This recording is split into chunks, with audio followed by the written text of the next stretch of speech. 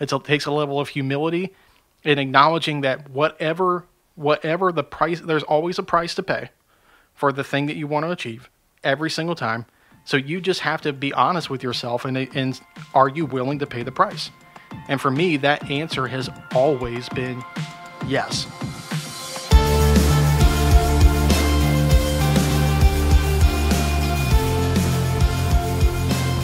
Hello, everybody, and welcome to the What You Don't Hear podcast. This is a life podcast. It's a life story podcast. It's a bit of an open journal dive into people's lives as I sit and I uncover the real story behind my guest journey, finding out what makes them who they are and all that they do, talking about all the ups, all the downs, and all the thoughts and feelings in between, uncovering the parts of their story that, well, we otherwise wouldn't get to hear. I am your host. My name is Ross Theisen. I'm a creative of many kinds, a maker of many things, and as you probably guessed, one of those things I do, yes, it's podcasting, as I bring you, well, a couple different shows at this point, but this one right here, I bring you every other Monday, as well as sporadically on Fridays for those topic-based 15-minute Friday episodes. And hey, if you really like the show and you want to make sure that you don't miss out on all of that, here's a quick reminder up front in this episode to please hit those follow and subscribe buttons on whatever platform that you're listening to this on or watching it. So especially if you're on YouTube, hit that like button so it tells the algorithm that this show matters to you, and maybe it'll matter to some other people as well. You hear it all the time from every creator. I know they're all saying it. All of us are saying it. But it truly does go a long way, and it really does help more than you may think. Your support goes a really, really long way. And speaking of support, I'm going to tell you about a few supporters of this show right now, pay some bills, and then we're going to dig into this week's episode, which is a fun conversation with a longtime friend of mine. It's someone I've known since I was a teenager, so we'll get there in a second. But first, I got to tell you, and I'm honestly stoked to keep telling you that we are sponsored by Midwest Photo. Now, Midwest Photo is a video, audio, and of course, a photo store located right here in Columbus. Now, Midwest is a place that I, of course, as someone who has dabbled in photography a lot over the years, I use that term dabbled pretty loosely there. I've done a ton of photography over the years. So I've went to this place a lot. And what all is inside the walls of Midwest Photo? Well, there's honestly plenty of reasons that I've went there over the years, whether it's to purchase some camera gear ranging from everything from cameras themselves to lighting, backdrops, tripods, the tripods I use to film this show on, were purchased from Midwest, but the list goes on all the way down to the small things like SD cards. Now, they have it all. Of course, if you're not looking to purchase something, the good news is they offer gear rental as well. It is in a list of many services with their intelligent and overly helpful staff are ready to help you with the moment that you walk in.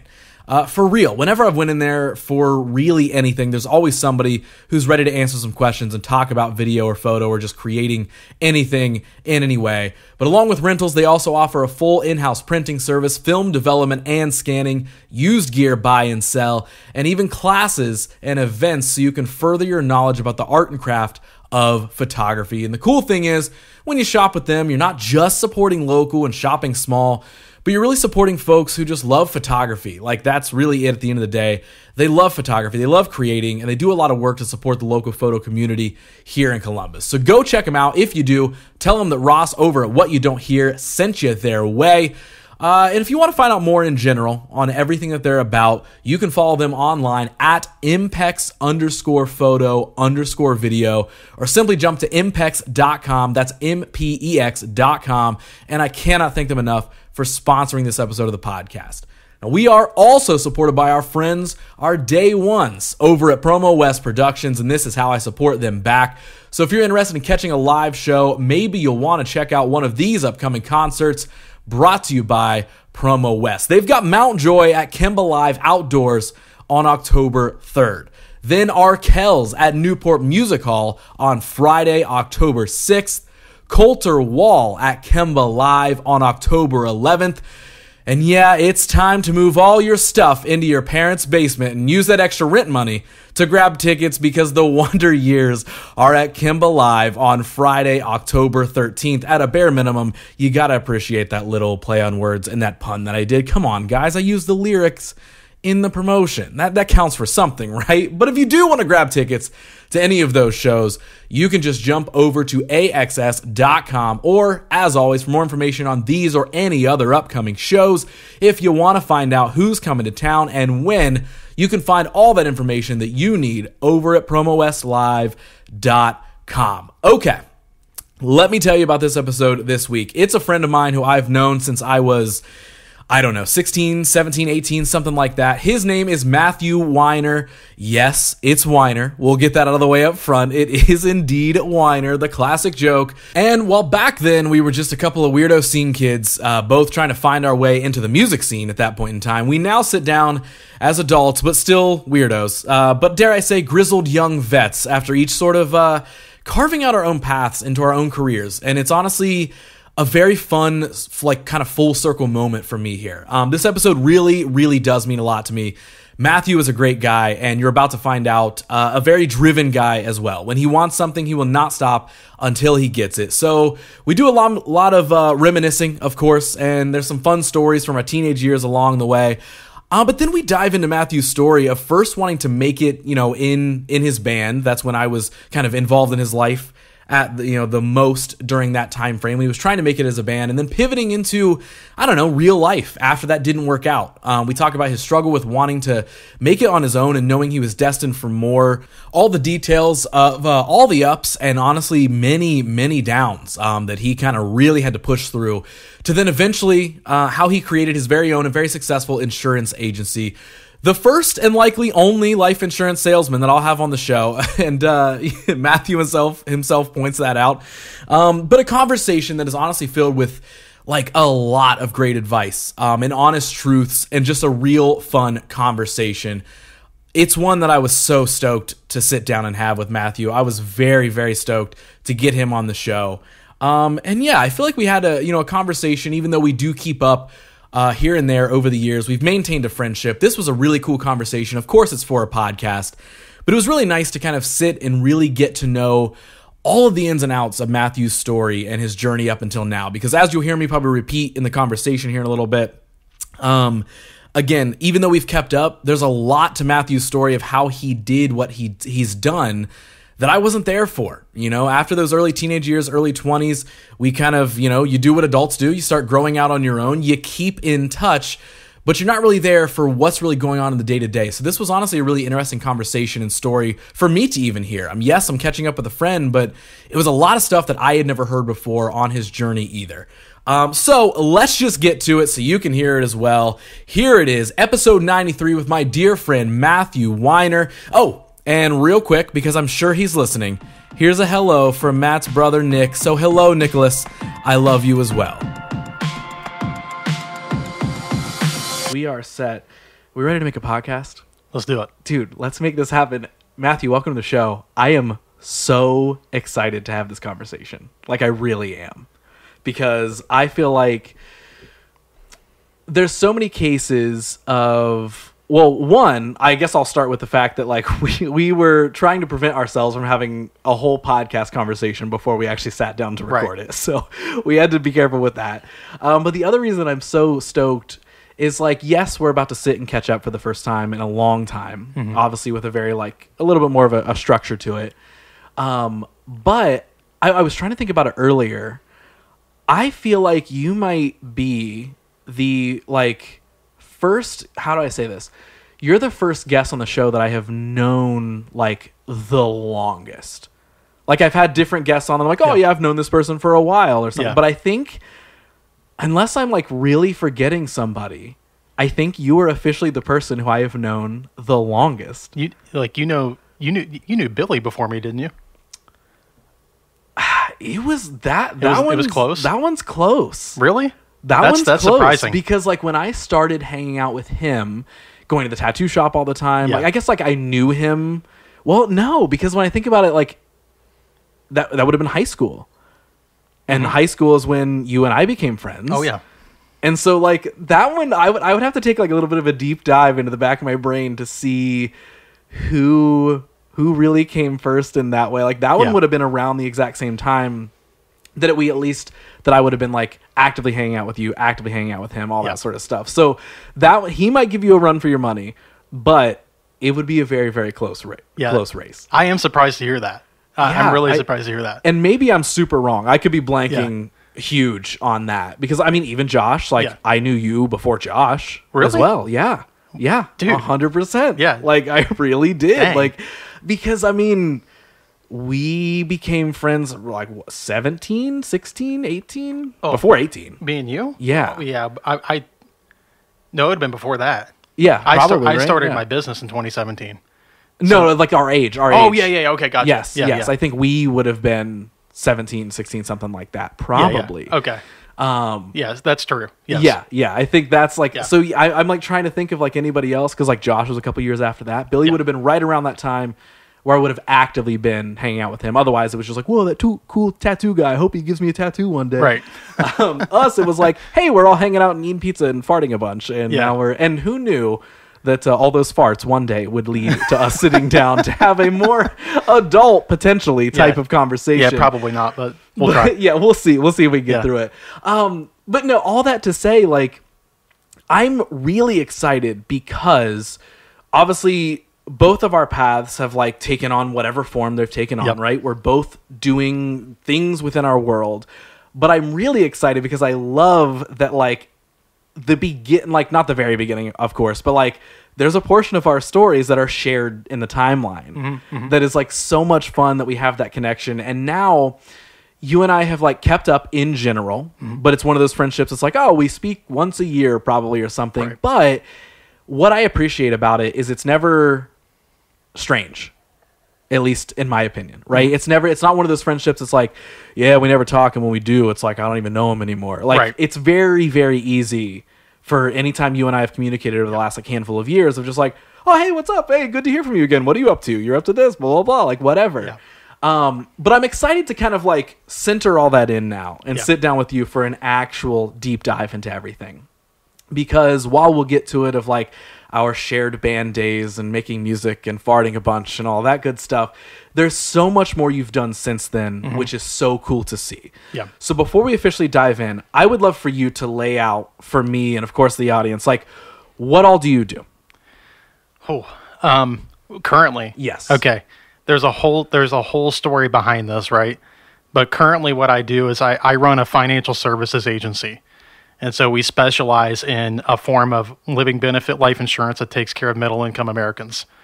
And in that, we've built an agency. We've amassed a number of people that are duplicating what I've done, and we protect hundreds of families per month.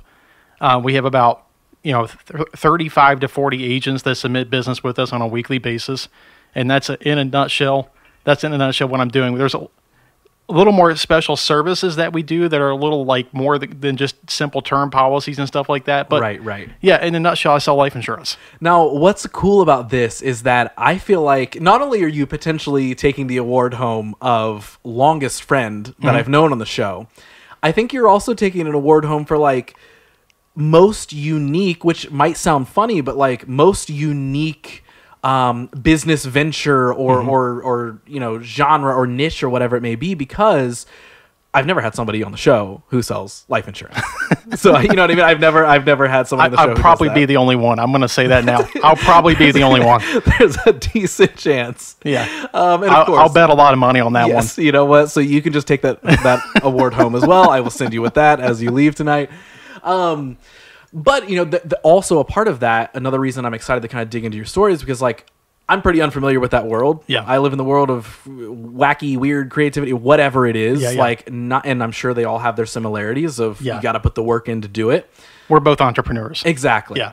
But, of course, I'm very unfamiliar with your world. So I want to dive into, and I'm sure we're opening the floodgates here, but you and I have also never sat down and talked about this necessarily.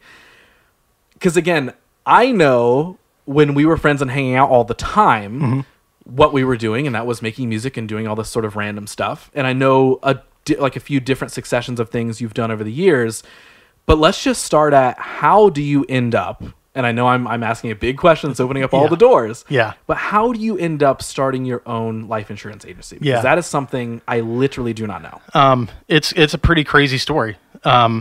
So actually, I won't get you into the board of being the only person on your podcast that's going to be an insurance agent, because my brother actually works with me as well. So if he ends up working with you, then we got it. Then there'll be two. But that's it. There's not going to be anybody else. So I was where do I start with that? I'm going to go back to like after high school, right? The whole band phase comes. I get into a world of, I bought into the whole deal of like, go to school, get a decent paying job, go that safe, steady route. Because the whole band venture, you'll probably remember the people I was in that band with, I was the one that was like, I was funding it. I was pursuing it. Mm-hmm. It was my dream. Yeah. And so I've always been somebody that's pretty, like, I'm a go-getter, you know? I was literally coming home, sending messages to people on Facebook, trying to get interest in people listening to our music, trying to get a record deal of some sort. Mm-hmm. We start to actually accumulate some momentum. And then, half the people in the band wanted to go celebrate their last summer of being high school students. And the other half, which was me and one other guy, Caleb. Right. Yeah.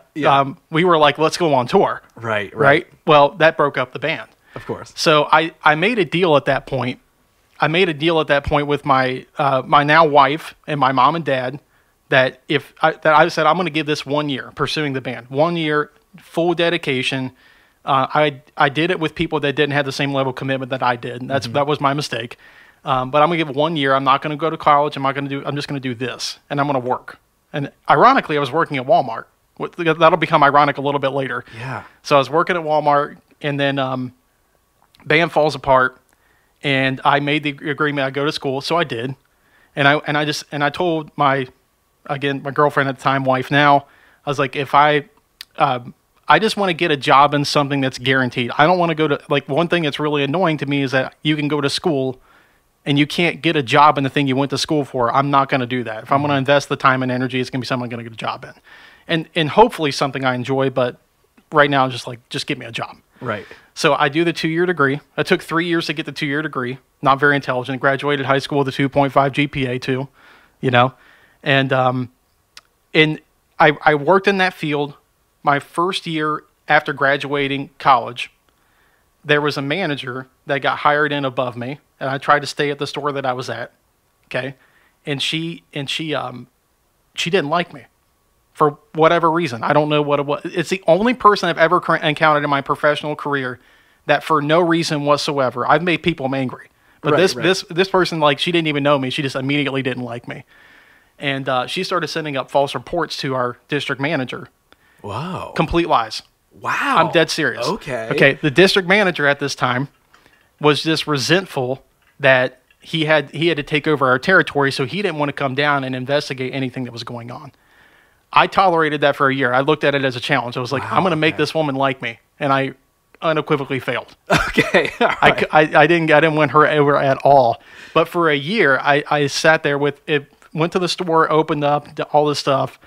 And it didn't win her over. So because that thwarted my career at that company, because she was sending up these reports, right? And this person was just taking everything at face value. I was completely disgusted by the fact that as a W-2 employee, I had no control. That somebody above me, it just happened. It was a circumstance that my career was now halted by this person above me, and there was a lid on me being able to move up. Right. And I had 2 kids at the time. I had a family to provide for. Yeah. That was the beginning of it, because that night I went home, and some people really remember this ad, but I was holding my son, and I was bouncing him around in the living room, and I'd never searched it for anything in the entrepreneur or business world whatsoever. But all of a sudden, this video starts playing as an ad of Ty Lopez. You ever heard of him? That name sounds familiar, but I can't picture who that is. Okay, there's a really famous ad. He says, "I'm here in my garage." That's like the opening statement. And behind him is a Lamborghini, and behind the Lamborghini is in his garage is a bookshelf, kind of like what you have over here. Okay, yeah. Just loaded with books. And I started binge watching all his material about entrepreneurship. Right. Okay. The first recommendation he gave was to start reading books to gain mentors. And I read the book Think and Grow Rich by Napoleon Hill. So I was that was 2015. I read that book, February of 2015, and I said, and the book was basically that you set a goal, don't think about how you're going to achieve the goal, just set a goal, set a timeline, know what you want, and then start working towards it. That's pretty much the advice. So I did that, and I said, by 2018, I'm going to be in a business working for myself, making $100,000 or more a year. So 2 years later, I've tried multi-level marketing. I've tried designing websites and selling them to businesses. I've tried starting my own optical. I ended up amassing $30,000 to $40,000 in credit card debt with 2 kids and one third one on the way. And in 2017, I ended up interviewing with the guy that brought me into the business I'm in today. So there's a little bit more that happened there, but I'm actually giving you the short version of the story, believe it or not. Yeah, no, that's fine. So I ended up interviewing with this guy. I started part-time selling insurance on my days off. I immediately, when I first started, I went 0 for 6, fell flat on my face, like sat in 6 homes, didn't sell any policies, supposed to be closing 50% of the people I sat in front of. And sorry to interrupt. What was you were saying like on your days off you were doing this. Where were you at the time? Like what was like regular job? This is the ironic part. I was working at Walmart again. Still, okay. Again. Okay. Yeah. Okay. So I said that was ironic because I worked at Walmart twice. Yes. Okay. Yeah. Okay. So gotcha. I started there with a job that I hated, and I ended there with a job that I hated. Okay. Yeah. Perfect. And then anyway, I kind of felt like I sold my soul when I went to Walmart. Sold my soul when I went to Walmart too, for various reasons, because I was working in a private practice I was pretty happy at, but I couldn't afford to stay there money wise, and there wasn't many benefits. So that's why I took the job at Walmart again. And I was just like falling on my face applying for jobs to make $100,000 a year. I just kept working towards it. Stumbled into this opportunity. And again, started part-time, went 0 for 6 my first week, picked up again the next week. I booked more appointments, closed 2 policies, and that was on April 2nd of 2017. April 3rd, I went and typed up an email to my boss, and I quit my job. Really? I quit my job. Wow. Yeah. Okay. Now, was it because those policies that you closed, were they just so successful or high that you were like, got it? Or were you like, this is how I build momentum? Or what went through that like decision-making process? Believe it or not, it was actually really small commissions on those policies. But the idea that I just needed to know that I could do it. Yeah. I just needed to know. Like if I sell 2, I can sell 200 because it's just wash, rinse, and repeat. That was my attitude about it. No, they paid, I was like probably $300 or $400 in commission on those 2 policies. One of the guys actually canceled before the policy even went approved. Okay. And it took a month for me to get paid on the other one. Perfect. Yeah. Love it. Yeah, but I just went for it, man. Yeah. And the punchline of that story is that in 2018 I made $106,000. Yeah. And I gotta say, because the FTC is like a little nitpicky about my industry, that is not an average result. Okay. That is not an average result. That is not. I'm not saying that you can just come into the life insurance business and make $100,000 your first year. Right. That's not the way it works. I worked really, really hard for that. But yeah. Of course. And so from that moment on, it then became, but at that moment you were working for another agency, correct? Yeah, I still technically do. Okay, still technically do. Yeah. Okay. But you've now, like, explain that part to me. Like, have you now branched off into like having your own sort of like subgroup? Because I know like Weiner Group exists. Yeah. But is that like a sub of that? Is it alongside that? That part of it I don't really understand. I'm just like reflecting on the fact right now that we're talking about this, and this is so far off base from what you normally talk about. It's insane. I promise you, I've not paid anything to be here. This is all organic.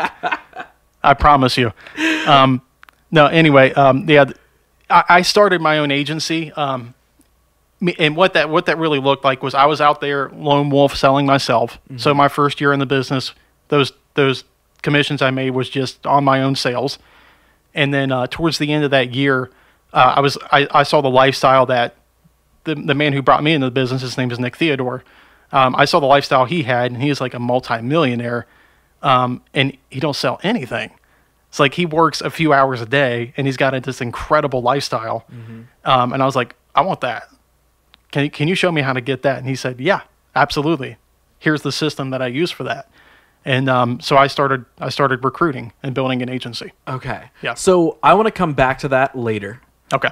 But what I want to dive into now is like because even with the band thing, like you were explaining, like, you know, back in those days, you were like, I'm trying, I'm putting in the effort. It's not just a thing that I want to do for a summer for fun and then go and do whatever else. Like, you were trying to build kind of a structure to that. You were, again, putting timelines and deadlines for yourself of like, hey, I'm not going to go to school, but I'm going to give myself a year to try and accomplish this thing. And if I don't, like, you know, when we're 17, 18, 19, whatever years old, even early 20s, those are decisions and processes that not a lot of people navigate with. Yeah.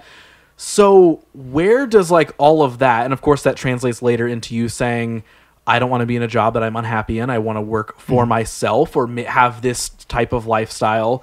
Where does all of that come from? Like, is that ingrained in you early on? Or is that just something that like the older you got, the more you identified, like, I really want to make sure I enjoy my life? Like, what does that look like?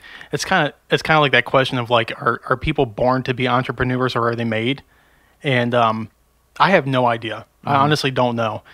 I do know that from an early age, I think anyway, I did things that maybe weren't normal.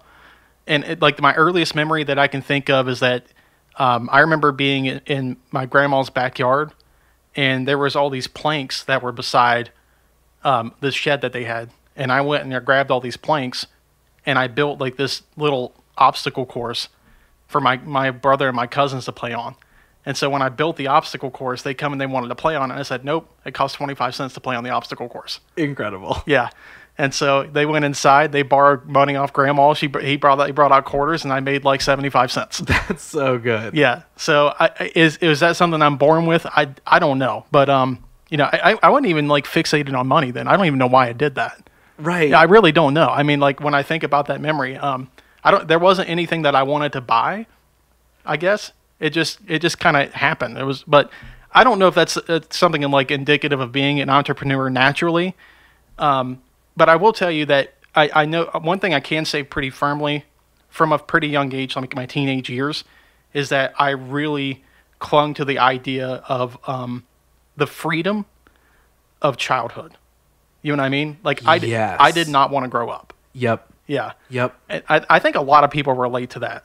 Mm-hmm. And so I think, you know, for me, entrepreneurship is a way of retaining that childlike wonder, and the freedom that you have of being in that space. 100%. Yeah. Like, I could not agree more with that because like a lot of the times when people ask me the question of like, what is it that you want? Like, what are you working towards? What's the life that you want? Like, it's not anything extravagant. Like, of course, there's specifics that I would like to have in my life, but like my answer has always been for years now.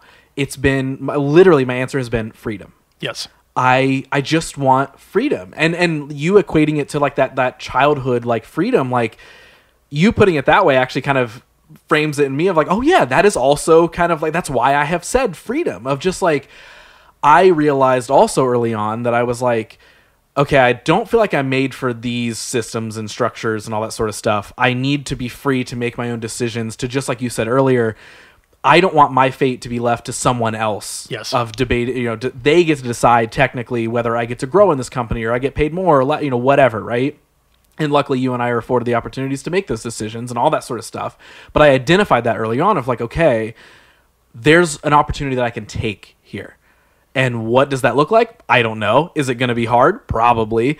But I know if I don't make that opportunity and actually make myself take it, then I'm not going to get any of those results and I'm not going to get that freedom. That to me is like my ultimate, like, yeah, sure, I love being creative and I love connecting with people and I love like the entrepreneur world and all that sort of stuff. But more so, I also love deciding when I wake up and when I go to sleep every day. Yes. Now, of course, that changes as we become larger, you know, not larger adults, but like when we become more of adults and you have children and families and all this sort of stuff. I'm still in the phase right now where I just got a cat in a 1-bedroom apartment. So I'm like, hey, we'll stay up until 4 a.m. and watch scary movies. But it's funny because like that whole adulthood, childhood freedom thing is actually something that right now in life, I'm actually struggling with big time. Yeah. I'm struggling with like, I now feel like And not to say that like my journey's over, because it's not. But I preface that by saying like, I know that it's not over, but I also feel like I've achieved so much of the freedom I want that now I actually want some of that adulthood responsibility. Yeah. Like, and that might just come with age, right? I turned 30 this year, so maybe it's just like my brain is rewiring itself of like, we should be taking care of tiny humans by now, right? Maybe that's what's happening. Yeah. But never before until like the last year have I even wanted those things where I'm like, no, yeah, sure, I love if I want to wake up at 11 a.m. and go to sleep at 4, sure, I love that. But also, I almost want the responsibility of like, oh my gosh, the baby didn't sleep throughout the night and I got to be, like, that might be weird to say, and I'm sure that there's going to be someday in the future where I'm like, why? Like, why would I? But, like, that's almost the thing is, like, now I almost feel like and this is such a weird thing to explain in this way, and I don't mean for it to come off as a complaint at all, because I'm very happy about this. But it's like I almost have so much freedom that I'm now trying to find ways that I can give myself structure. Like, does that make sense? Like, maybe structure isn't the right word, but maybe more of consistency. I think that's what it is. I think what it is, it's a paradox of the human condition, and it's that there's freedom in discipline. You know, like you can't segregate freedom and discipline; they coexist. You know, everything like, and I'd like to use an analogy of like, and I'm not a good example of this by any means, but like taking care of your body, right? Eating healthy. We can become slaves to our own lack of disciplines.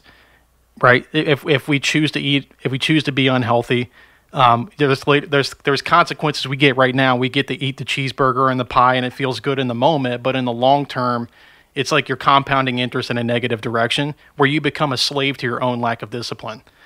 That's the paradox. So we sometimes view a lack of discipline, or we view discipline as a lack of freedom when it's actually the exact opposite. See, if the children are playing on a mountaintop with a fence around them, they may complain about the fence being around, but what that fence is doing is keeping them from falling off the mountain. 100%. You know what I mean?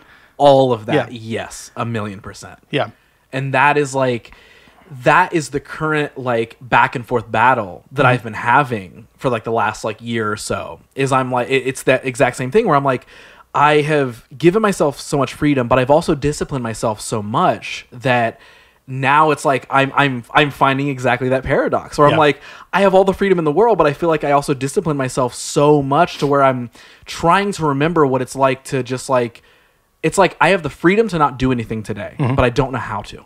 Yep. I don't know how to not do something. Right. Yeah. So I think the other key thing there is that, and this is some like philosophical stuff, but like, so not segregating discipline and freedom. And then the last thing would, in addition to that, is that we were built for utility, right? There's a design to all of this, and not to be a religious, but I'm definitely someone I'm a Christian. I believe that we were created by God, and so we are pointed towards a certain end, right? And so if we stray from that at all, my belief is that the pursuit of me becoming the best version of myself is how I serve God.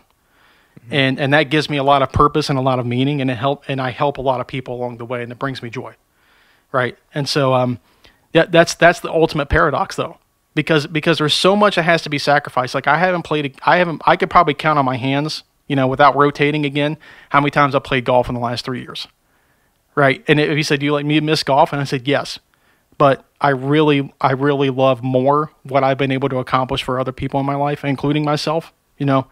I have a really good lifestyle, and there's a lot of people in my immediate circle that because of the sacrifices that I've made, they've gained a lot of benefit. Like my brother, working with me in this business now. Like he stopped being an electrician, now he's working with me.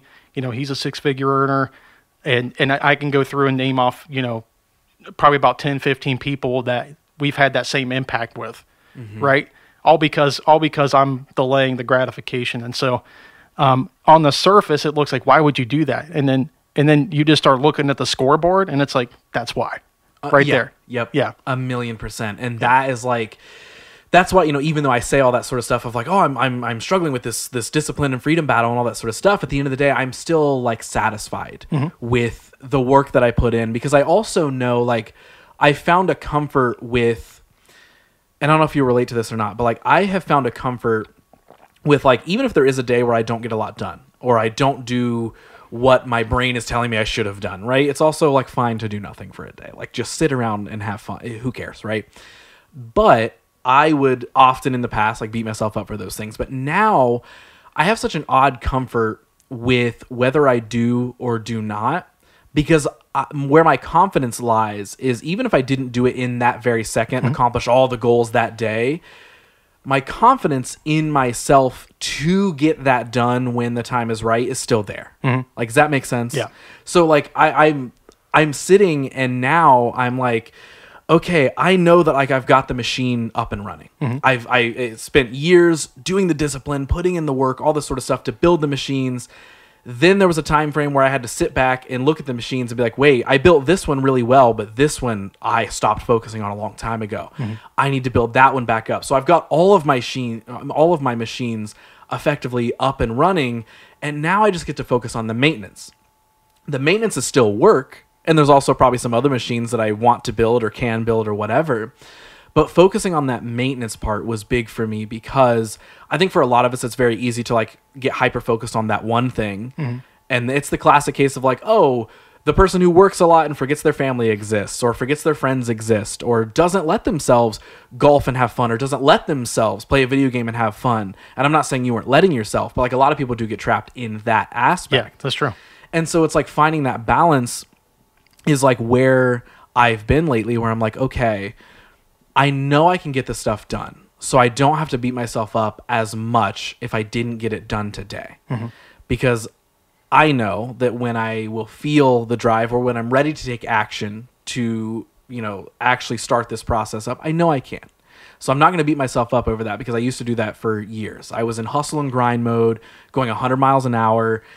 And I think I still often go 100 miles an hour, but with a way better controlled steering wheel. Where it used to be just like this, and it would be we'd swerving and whatever. It's like I'm still going fast and I'm getting stuff done, but it's way less controlled. And now I feel like while it still could be chaotic at times, it's very controlled chaos. Yeah. But because I'm now able to look at those figurative machines that I've built and I'm keeping maintenance up on them, it's now making me identify different things about the machines.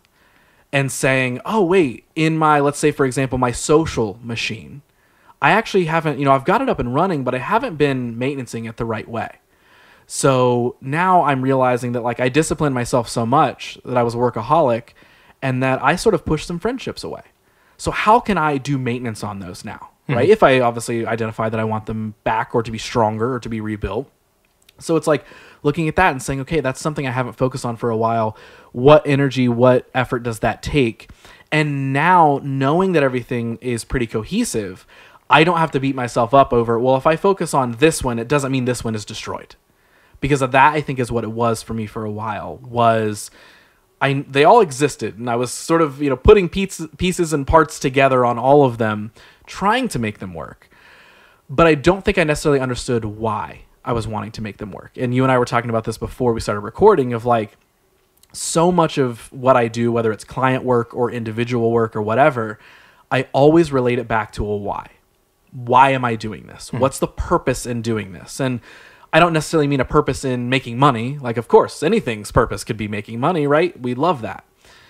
But what's the real purpose? Does this actually make me happy? Does this actually satisfy me? Does it actually build a life that I want? And more so, does it help me live in a life that I want so I can, just like you said earlier, how does this web out and help others?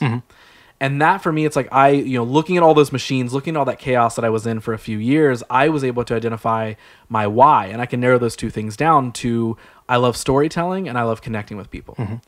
So I can do that creatively. I can do that personally and connect with people in whatever way, right? But I can't do that if I am not a well-fulfilled me. And that's what I was trying to do for so many years. Yeah.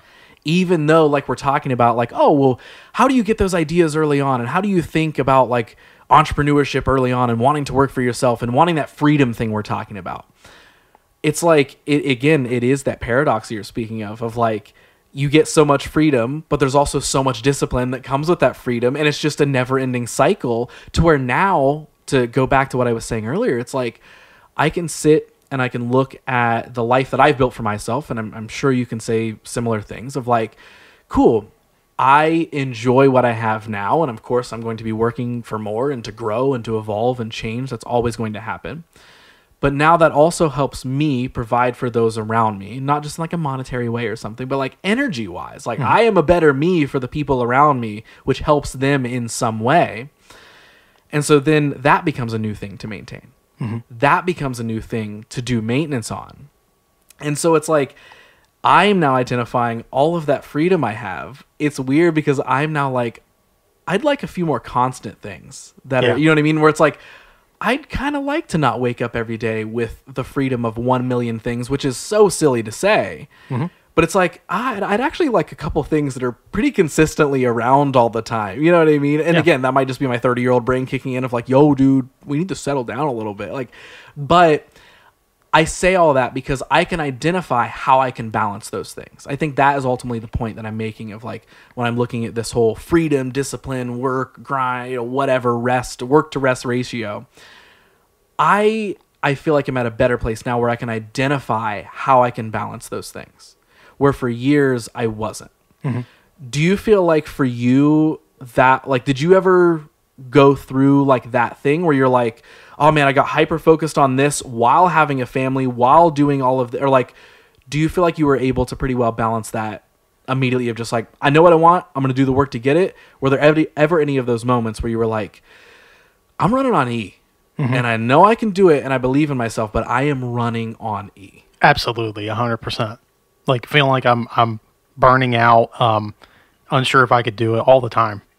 Yeah. All the time. I don't know how to expand on that other than to say yes. Yeah. You know, maybe I could tell a couple stories, but maybe like actually soon after I quit my job, I remember like I was literally like bouncing from one part of the house to another with a batch of leads to dial them. And because like that's the grind of the life insurance business, is like calling people and booking appointments. Yeah. That's the hustle. And so I remember like sitting in my garage with a big old stack of leads and calling them, and I just get one rejection right after another, and I'm just like, what did I do? Like I just left a decent job. I got kids depending on me, and I don't know if I can do this. You know? The thing I've been very, very fortunate in is that I have a wife who, her and I, we've always had the same goals and vision for our family. So that's always been clearly communicated between us about what we want. And so what I've been doing over the last 6 years is I've been leveling myself up from working myself out of one job to another. And so it started with Kelsey's job, which is actually why I went and working back at Walmart, because I could make like $4 more an hour and then get benefits so that she could quit her job, and she started running a daycare out of her house. And that still didn't quite do it, but it was enough that she could quit her job. That was job number one. Job number two was mine when I quit Walmart. Once I saw that this was a viable source of me making income and making more than I was at Walmart, and having the things that I wanted in terms of lifestyle, I quit that job. And then the next thing was, once I got past all the mental blocks of me being a really good producer, right? Being able to, run my business that way. I then started recruiting and worked myself out of the job of selling insurance. So all of my income now is passive. Right. Yeah. Right. Okay. So let's talk about a little bit of that, like, rejection time frame. Oh yeah. Was it, because no one likes getting rejected in any way. Yeah. And, there's the whole like cliche saying of like, the only way to get past rejection is to experience enough of it that you kind of build up the callus to it. You kind of learn how to respond to it. Yep. We can learn from our failures. During that time frame, what were you telling yourself when you're sitting and you're getting those rejections? Obviously, you just said you're like, what did I do? Yeah. Right. Yeah. So of course that's going through our mind. Yeah. But what was past that? Were you like, and I'm asking that in the way of, when you're getting rejected, are you like, train keeps moving forward, let's wait for that yes? Or were you really battling with the idea of like, all right, that's like 4 rejections. Like, I don't know if this makes any sense. It was both. Yeah. It was both at times. I mean, that was a battle, but more times than not, which is ultimately what led to being successful, was I was keeping my dream in front of me. I was keeping the why in front of me.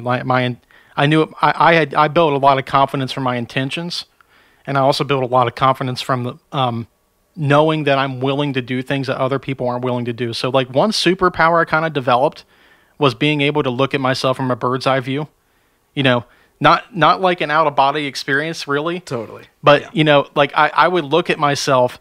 So in the times where I was like that first year, especially, where everything was just going against me and some weeks, some days, I would remove myself and just like, hey, slow it down in my head. And I can literally I can seriously picture myself doing this right now. It kind of gives me cold chills thinking about it. Cause like I'm driving home from a day full of appointments. It's like 10:30, 11 o'clock at night. Haven't seen my family all day. And I didn't write any policies. Right. And I'm like beating my steering wheel pissed off about, I got to get this together. And what I would do is I would stop myself and I would think about the bird's eye view of it. I would see myself driving the car home and think, dude, how badass is this going to look when you pull this off? Like this is going to be a freaking incredible story to tell people one day. And that motivated me. That really motivated me. Being the guy in the beginning, it doesn't quite do the trick for me now. But in the beginning, being the one that changed my family tree and being the one that literally right now, like being on a podcast like this and telling my story, right? That really motivated me in the beginning. And here's the ironic part. And we may come back to this later, but I just got to say it now. It's really interesting to think about that in hindsight because those motivations have completely changed. So it meant a lot to me to be recognized and to be significant as somebody that's a provider and a leader and somebody that people looked up to. And then that amassed to me making a certain amount of income and a certain amount of success, right? Mm-hmm. And I say money a lot because it's a measurement of value, right? The market is valuing me at that dollar amount.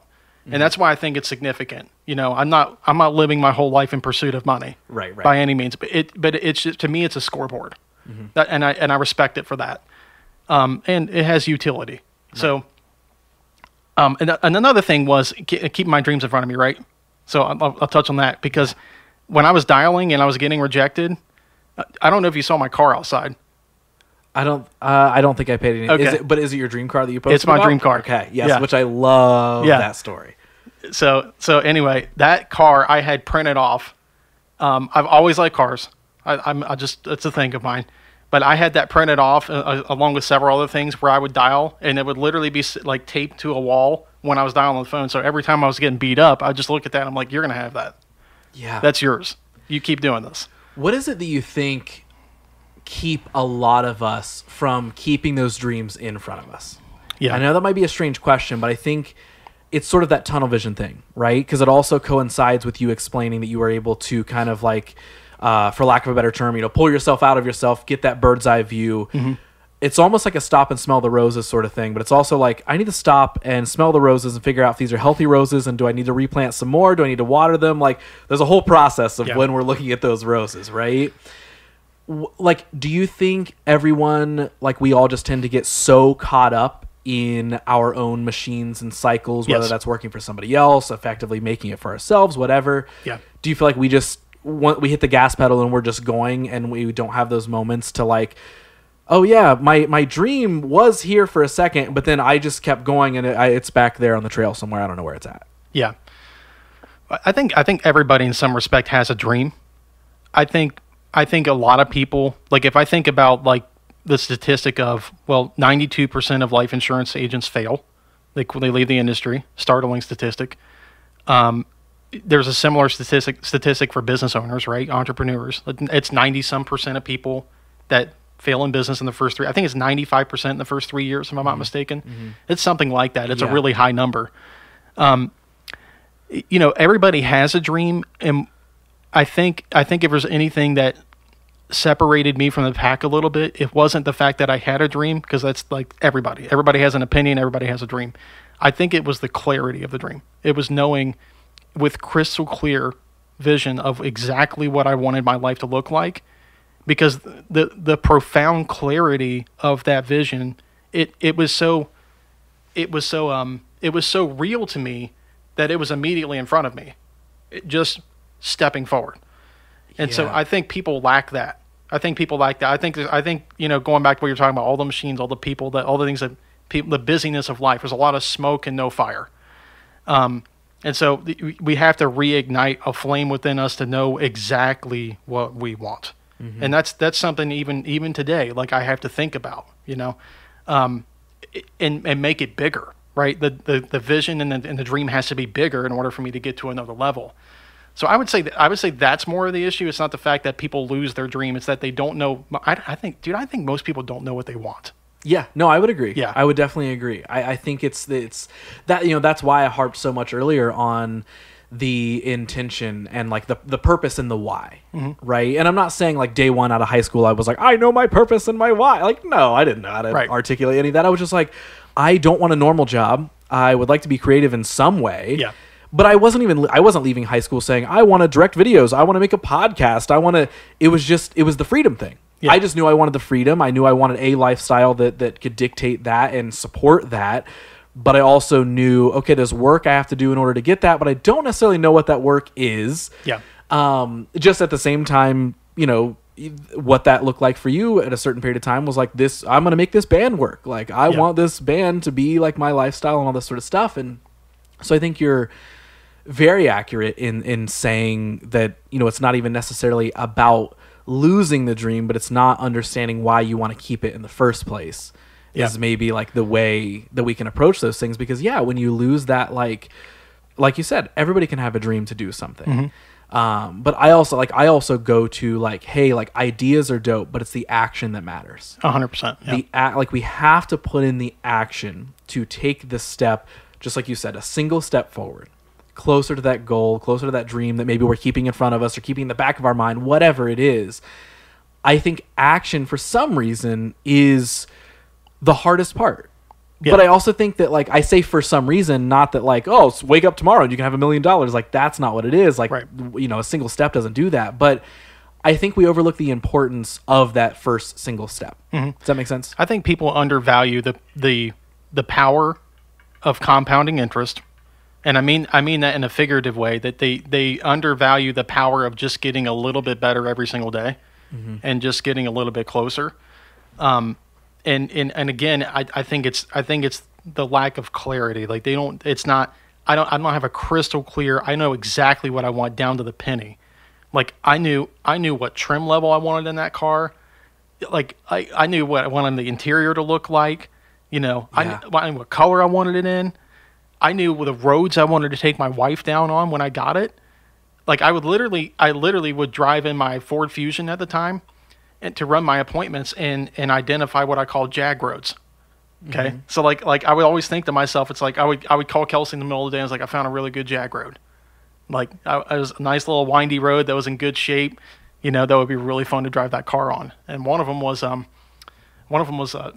6 something. It's right at Hocking Hills. Okay. Right outside of Bremen.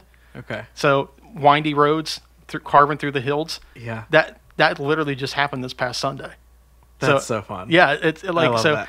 I just took that car out this past Sunday on those roads, and that was one of my dream roads to take I had my wife with me, and we had a freaking blast, and we rolled the windows down and we listened to the exhaust, and what's incredible about that, as cool as it is to achieve it, and I'll say this to anybody that's pursuing this. 2 things. First one was actually achieving it and actually doing it wasn't as good as the journey to get there, to be honest with you. And that's not to say, by the way, it's really fun to drive a Jaguar F-Type through those hills. Right. So I'm not undervaluing that. I had a freaking blast. Yeah. It's a good time. But the journey of getting there and who you become in the process of achieving something like that is so much more powerful, because I'll take that to anything, and that could be any car, right? Mm-hmm. So it's not the material thing. It's the character you develop. And the other thing is if people struggle with, because I think it's a really big symptom of I think it's symptom of some of our culture today. Some of the things that I disagree with, I think that's the cause of those symptoms that we see in culturally today is a lack of people not knowing what they want. And I would first start with, if you're unclear on that, because I would absolutely was, start with the things you already started to say it, is start with the things you don't want. Make a list of things you don't want, because we can do that easily. Like, it's very easy for us to be on the negative spectrum of things, because anybody can be a critic. It's a very cheap thing. Yeah, you got to be a critic of the things you don't want. Make out that list first. Then it'll make it clear. You start the process of elimination. Get rid of all the crap, and you'll be clear closer to the things you do want. 100%. Yeah. Quick side note: if you would like more water, there's a bottle of water in the fridge behind you. Yeah. Do you want to grab that? Okay. Yeah. Yeah. By all means, you can grab that.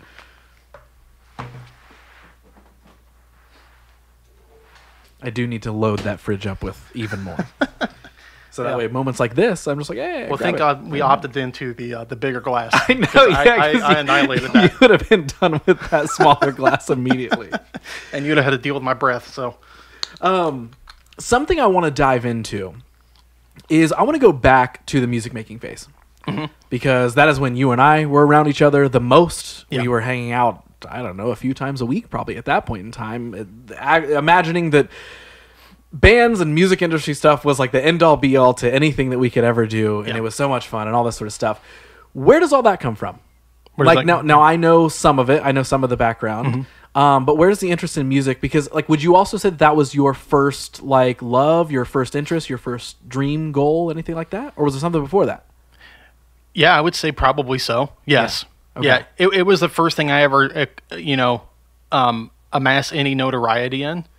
Like, like becoming somebody that's actually a decent guitar player. That was so yeah, I would say it was my first dream. And where that kind of came from, my dad was a musician with my two uncles. They had a country band that they toured all over Ohio, and they had as a cover band, were pretty popular.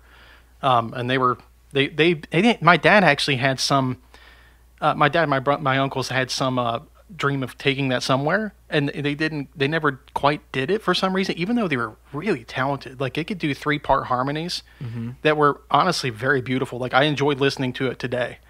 And another thing that, and I know Mom and Dad are going to listen to this. This is where you made a difference in my life, just so you know, was they got into a network marketing business, and they I saw a light in their eyes that I'd never seen in my entire childhood, right? So seeing them have a dream that they were pursuing and doing this business outside of their job, and the excitement that they had, knowing that they could build some sort of wealth, because they always struggled financially, and I had a great childhood, I'm not complaining, right? But that I'll never forget those years of seeing them pursue that business. And, at some point it just kind of withered, it like kind of fizzled away. And to this day, my dad still works as a welder. He's a manager now. And then my mom did end up going to school, and she's a nurse. But that really, like, those years really hit me, seeing that. I remember one thing that really meant a lot to me was, they were talking about how they're going to make all this money and that they're going to be able to help me buy a car.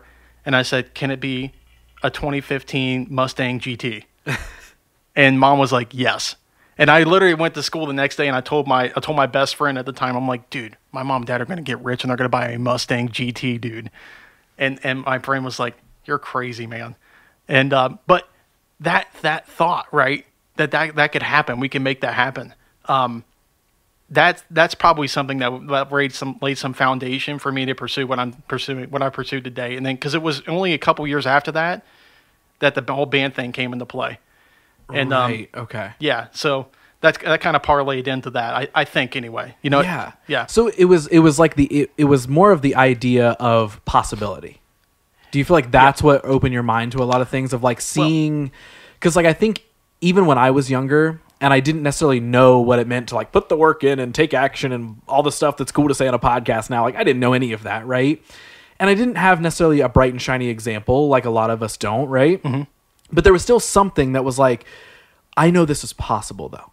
Yeah. And when you see even a tiny glimmer of like, oh, it's possible to pursue something that you want, with some people it sticks, with some people it's like, oh yeah, I guess we can do stuff, huh? I'm going to go over here instead. Like, do you feel like that's where that seed was planted? Was like, it was the seed of possibility that did a lot for you? To some extent, yes, because something as real as their excitement and their ambition, something as real as that wouldn't exist if there wasn't an end to it.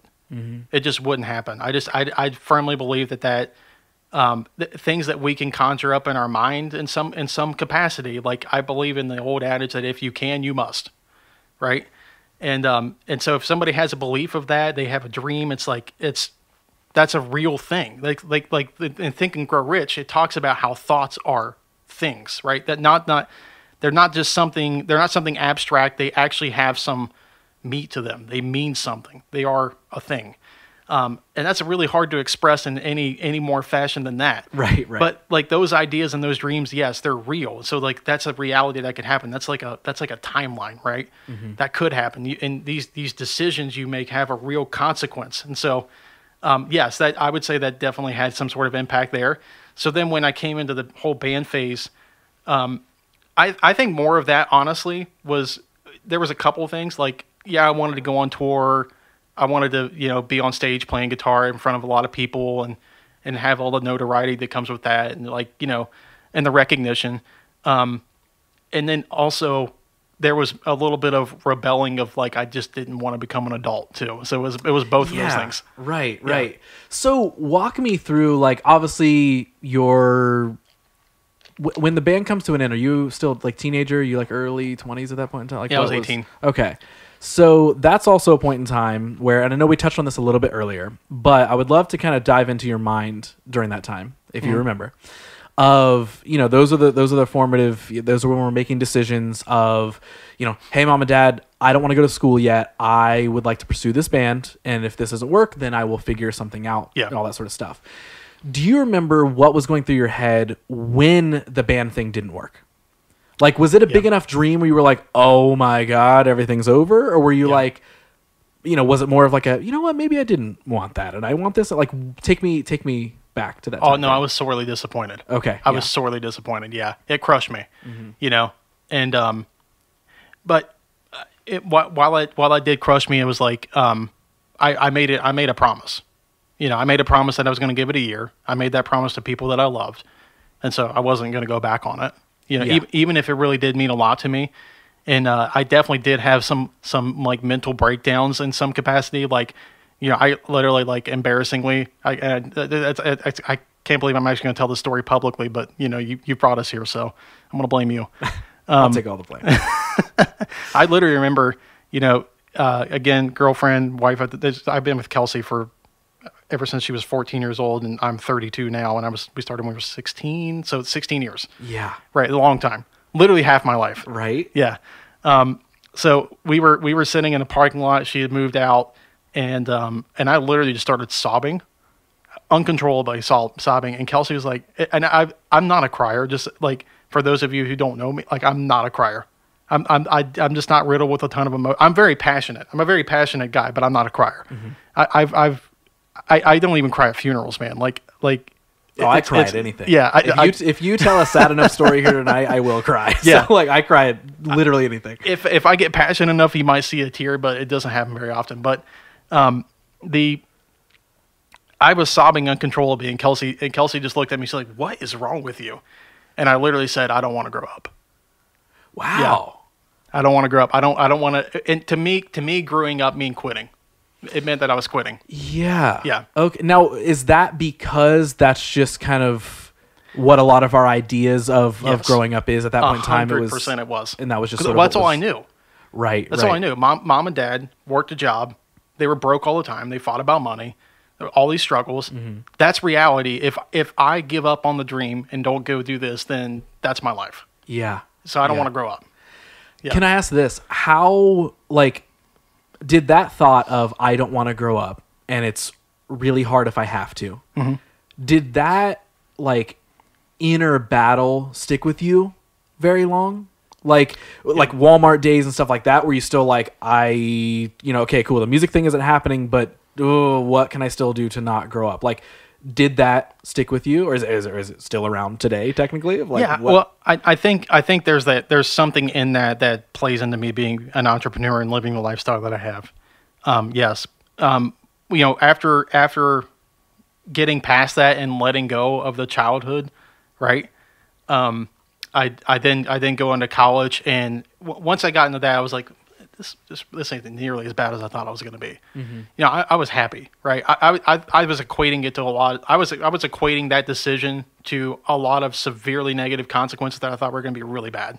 Yeah, you're comparing to other people's stories and saying, "Oh, I don't want that." Right. And, yeah. Yeah. So anyway, I have an amazing girlfriend and wife not wife now, with me. She has a great family. Like, we're going to college. We still have fun on the weekends. And we still had a pretty lean back like lifestyle. We didn't have a lot of responsibilities. Still a lot of things we were doing that were really fun. So I was like, yeah. So I kind of came off that. So when I let that go, it really wasn't until I came like the story I told earlier about the manager, right? It really wasn't until that happened that the trigger flipped again, and I'm like, dude, no, because I like up to that point I had some amount of control, but once I felt like all the cards were off the table, and like now I don't have any control at all. It's back to like, okay, the dream's there. I'm going to be an entrepreneur. Right. Yeah. Right. Okay. I want to kind of dive into, like, actually, this is what I want to dive into is during that time frame, whether it's through like the Walmart days, the getting into the agency world, all that sort of stuff. What was the most difficult moment or time frame throughout? Before starting the business? Yes. Leading up to it. Definitely being at Walmart, because right before that job, I was at a private optical, and I was doing some pretty cool things. I was making classes for people. I loved what I did as an optician, like dispensing contacts and glasses. There was some like trigonometry involved with it. I was actually helping people, helping people see better, live better. So I really, really enjoyed that. And I got to go do and see some pretty cool things in the optical world in that private practice. And I had to give that up in order for Kelsey to be able to stay home with our kids, because literally all of her money was going towards daycare. Like every when I say every penny, I mean literally every penny of her paycheck was going to daycare. So it just didn't make any sense at all. It's like, why would we have you work just to pay someone else to watch our kids? I'd rather you raise them. And so once that decision was made, then it was like, well, you're not going to make it here on this, working at the private optical, $18 an hour, no benefits. That can't happen. So once that decision was made, then I went to Walmart. Well, at that time, I felt like I sold my soul, because I was the manager at that vision center. There's bureaucracy in this big corporation, which I didn't like. So that year of my life of being at Walmart, probably it's not the hardest time of my life, but it was definitely the furthest I was away from ever the lifestyle that I would want, right? Aside from other traumatic things in my life, but just like thinking in terms of the distance I was away from the lifestyle I would ideally want, it was then, because that's when I made that came to the point where I made every what's the word? Where you're giving something up, right? Every concession, I guess. I'd backtrack from being in the band to now being in the situation where I'm broke and I'm at a job that I hate. Yeah. I made every concession possible. There was nothing else for me to give up. That's it. I even my hobbies, I couldn't even do them anymore because I can't afford them. Right. So that was when I was absolutely like depressed. So I kind of want to talk about that a little bit. Do you remember like what's going through your head day to day during that time? Were you able, like, were you still aware enough during that time of like, I'm pretty far away from my dream. What can I be doing? Or were you kind of settled into like, this is the machine that I'm in right now, and I'm just kind of putting the blinders on and going. And every once in a while, I'm getting that reminder of like, oh my God, you grew up. And I ask that because, so often in people's stories, it's always easy to be like, and this time frame was hard, but then I figured it out over here, and then we kind of just keep on down the trail and keep talking about the cool stuff. I want to really dig into whatever you can remember of like literally day to day during that time frame. What is going through your head? Or are you is it just blinders up and you're just like, I was just doing stuff so we could pay bills? Yeah, I'm definitely some of that. Well, yeah, it was actually a couple years before then that I had that experience with the manager, and I left that job, went to the private practice, and then went to Walmart. So in between all of this, I'm trying different businesses and trying to figure out ways of me getting out of my job, and I'm applying to a lot of different sales roles that I knew could pay me that salary of $100,000 or more. So I was still pursuing all that. So part of the decision for me going to Walmart was to create the lifestyle we wanted, but it was just as close as I could get, as fast as I could possibly get it, right? So I had to take that job. It was the only thing I could do to increase my salary, right? It was the next available option. It was the worst one from a lifestyle standpoint and a mental standpoint. It was anything that I wanted, but it's as close as I could get. And so, but the time frame of like being that year I spent at Walmart was a lot of like, I got to tell you a really cool story, because it wasn't just that year at Walmart. It was working at the two companies before then too, this is a time span of like 3 years. For 3 years, dude, I was driving from New Lexington to Hilliard, which is an hour and 15-minute drive. Yep, to work for a job that was paying me $18 an hour, right? And back in the day, you didn't have unlimited plans on your data. Right? And we were broke. Okay. I was listening to YouTube and streaming that on like entrepreneurship and everything for like two and a half years straight of just content of like learning how to build a business with the things that I could do. What do I need? All this stuff, like gathering ideas. And every single month, our data plan was over by like $30, $40, $50. And every single month, Kelsey would come to me, and she'd be like, Matthew, we can't pay this. Like, you have to stop. Like, I'm fine with you listening to this stuff, obviously, but we can't pay the overages on the data. And every single month, I told her, dude, I'm like, one day you'll thank me. One day you'll thank me. Yeah. So that's what was really going on for that 2.5 years. Was I was still pursuing it. Yeah. Yeah. But and the year at Walmart was particularly difficult because, again, I had made every concession in my life possible to accommodate most of what I wanted, or not at all most of what I wanted, like as close as I could possibly get, right? And so there was a lot of autopilot. Yeah, a lot of autopilot. They just get up and go do the job. I wasn't committed. I was the worst possible hire for that job. I mean, I was freaking terrible at it.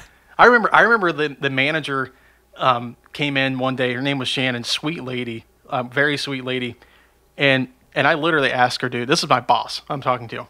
And I said, Shannon, what motivates you to do your job? And she said, well, and she was in the pharmacy world. She said, well, I had cancer so many years ago. And I went to school because I knew medicine could be a help to people. And I got into this role and, so on and so forth. Like, the thing of like having cancer and medicine all came together, and this is now her role. And so she feels like she's helping people in this, and great. And I was like, that just doesn't do it for me. That just doesn't do it for me. Like, great for you, but that didn't answer me at all. Right. And then I said, what else? And she said, well, if I don't do my job, I'll get fired. And I'm like, I don't care. I don't care. I'm so done. This is like 8-9 months into Walmart. I'm like, please fire me. Yeah. Please fire me. I'm swimming in debt, by the way. Swimming in debt. Yeah. Like living on ramen noodles and peanut butter and jelly. Literally getting leftovers from my mom and dad, Kelsey's mom, so we could feed ourselves and our kids. 2 kids and the third one on the way. That's where I was. I'm like, go ahead and just pull the freaking trigger. Put me out of my misery. I am so done being here. Yeah. That was that year. Yeah. Yeah. So even like when you're experiencing that, like, was it still just like that in the back of your mind drive of like the dream is still in front of me no matter how far away from it I am? Because like, again, as an outsider hearing that, I'm like, okay, I've had those moments. I've experienced those moments. And I guess I'm going to ask you a question that it would take me a lot of thought to answer if someone were asking me, but I am curious of just like, I mean, what is it that you feel like kept the drive going while you're sitting and eating leftovers? And I mean, again, all of my struggles up to this point, it's a really easy one for me. I'm experiencing on my own. Yeah. You're doing it with a family during that time frame. Yeah. So what is that? What is that answer? Well, it's just obviously I didn't want that for my family, right? The education I had, I was topped out that, making that $22 an hour was about as good as I could possibly do without it going any higher, and there was no chance of me going any higher. So the obvious answer is just that I don't want this lifestyle for my family, and it's the best that I can do with what I've got. So I had every drive in the world to get out of that environment and become a business owner. It's to get rid of that. So, I always think of it in terms of like you're either running from German Shepherds or you're running for gold medals, right? And so, and I'm in every piece of my life, I may lean one way or another, but I'm always doing both, even today. Yeah. I love that. Okay. I know we've been jumping all over the timeline here, but walk me through what was the first moment when it comes to you starting, launching, achieving your own business, right? What was the first moment that you remember it working where you got to sit and be like, okay, this is happening? Well, it would have been when I made those first 2 sales. Yeah. So it was just early on of like, once you saw the possibility of like, I know I can do it. Yeah. How do I do it more? It pretty much. I mean, there were some other things in the future that maybe were a little like a higher level of that, for sure. Many of them. But that was the first, for sure, when I made those first 2 sales. Now, when I asked this question earlier, we confined it to pre-business. But I'm going to ask the question again because I'm curious post-business. Hardest time frame after that? After it's starting the business? Yes. So you've got the business up and running. We talked about what it was like before, all that, the Walmart years, all that sort of stuff. Yeah. Post-business, and I'm going to frame this question in a dumb way so you can run with it. I assume you just start your business and there's tons of money and no struggle and all the hard work is over and everything's fine, right? Yeah. Right. Oh, yeah. 100%. Done. No. Yeah. So probably the first, let's see. I know things really changed by March of 2018 and maybe April. So that would have meant that, so it was May, June, July, August. Okay. First 4 months in business. We had a conference coming up, and conferences are imperative. Like training is imperative in our business. It's a very regulated industry. Secondly, it takes a lot of skill. It takes a lot of soft skills in order to be successful. And we literally 4 months into our business, right? I'm supposed to be making all kinds of money, living our freedom. The biggest thing I had to learn and working for myself, was it wasn't any of the soft skills of like closing business or being influential or any of that stuff. It was actually just the discipline of me running my own schedule. Because I now had all this freedom I had all this freedom. I can work when I want. So, and I know I've only got to sell like 7 or 8 policies in a month to pay my bills and have a little left over. That doesn't take that much time. So I'll do it when I feel like it. That just doesn't work. So I had no routine. I didn't have a schedule. And that first 4 months, brutal because of that. Income was like very, very up and down because my activity and my schedule and everything was very up and down, of course. So Kelsey was 1 month away from having our daughter Paisley. And we had this conference to go to. We literally had $0 in our bank account. Okay? Literally, we wake up in the morning, we have a flight to catch to go down to Florida and pay money to stay in a hotel for 2 or 3 nights and feed ourselves to go to this conference with $0 in our bank account, literally. And we still had that debt, by the way, which was accruing interest. It got up to $40,000. So I had a negative net worth of like $40,000, negative $40,000. It was insane.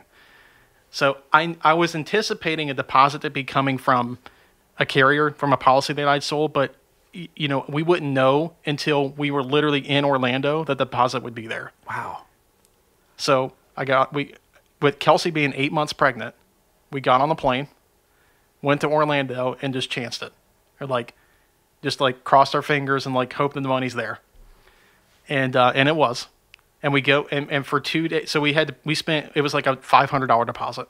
Okay, so we literally expended all the money in that account to pay for our hotel. And for 2 days with my 8-month pregnant wife in Florida in August, it's hot. She's pregnant. It's brutal. We split a pizza for 2 days.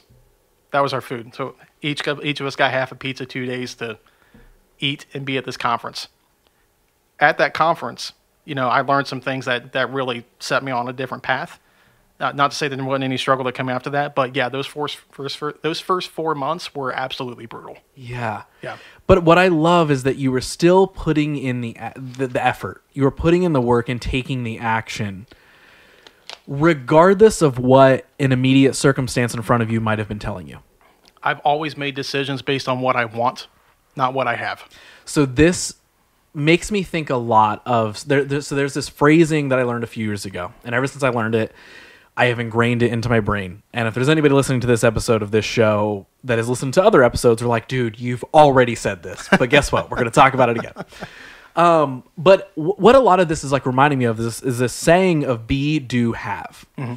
And so how that breaks down is like a lot of the times when we look at life and the things that we want, we operate from a have, do, be.